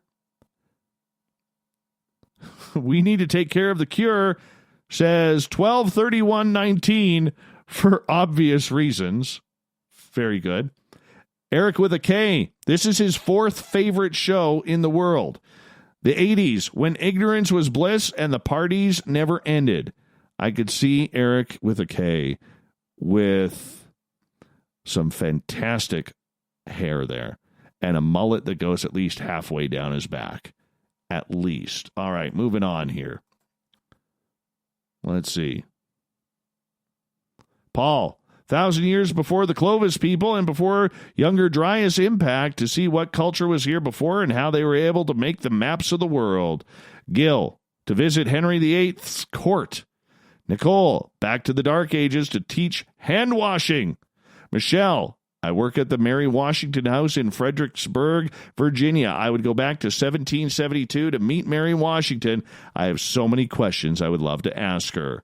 Tim, to age 15, not to be so shy around females, had so many later in life tell me things. William, June 1947, specifically the Roswell Army Airfield. It would be an opportunity to witness and participate in the events which transpired that summer. Doretta, I love time travel. I'd go back to the day after World War II was won. Kelly, October 4th, 1967, Shag Harbor, Nova Scotia. I think that would be an amazing event. Little Marky Spender, 1870 for me. Let's go back to the Wild West to see what it was really like, or 1820s back into the fur trade era. Now that would be cool.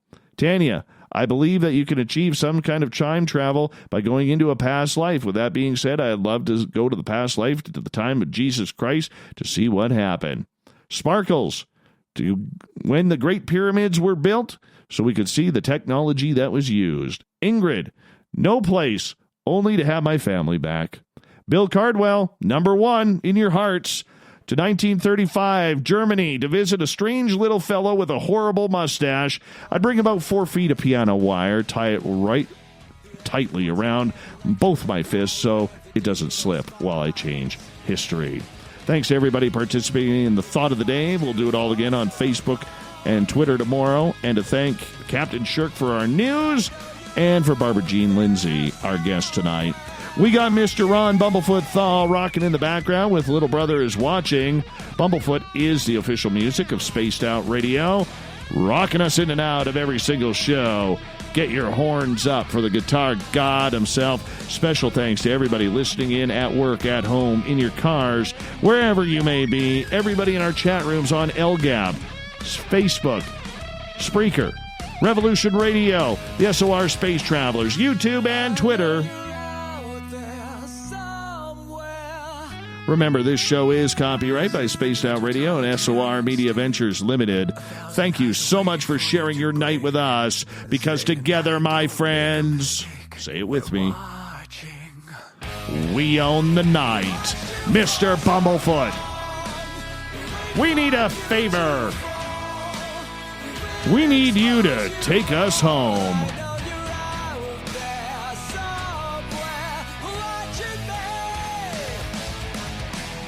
Have a great night, everybody. We're going to get it all done again tomorrow. Come join us, will you? We're going to have a lot of fun. See you tomorrow. Good night.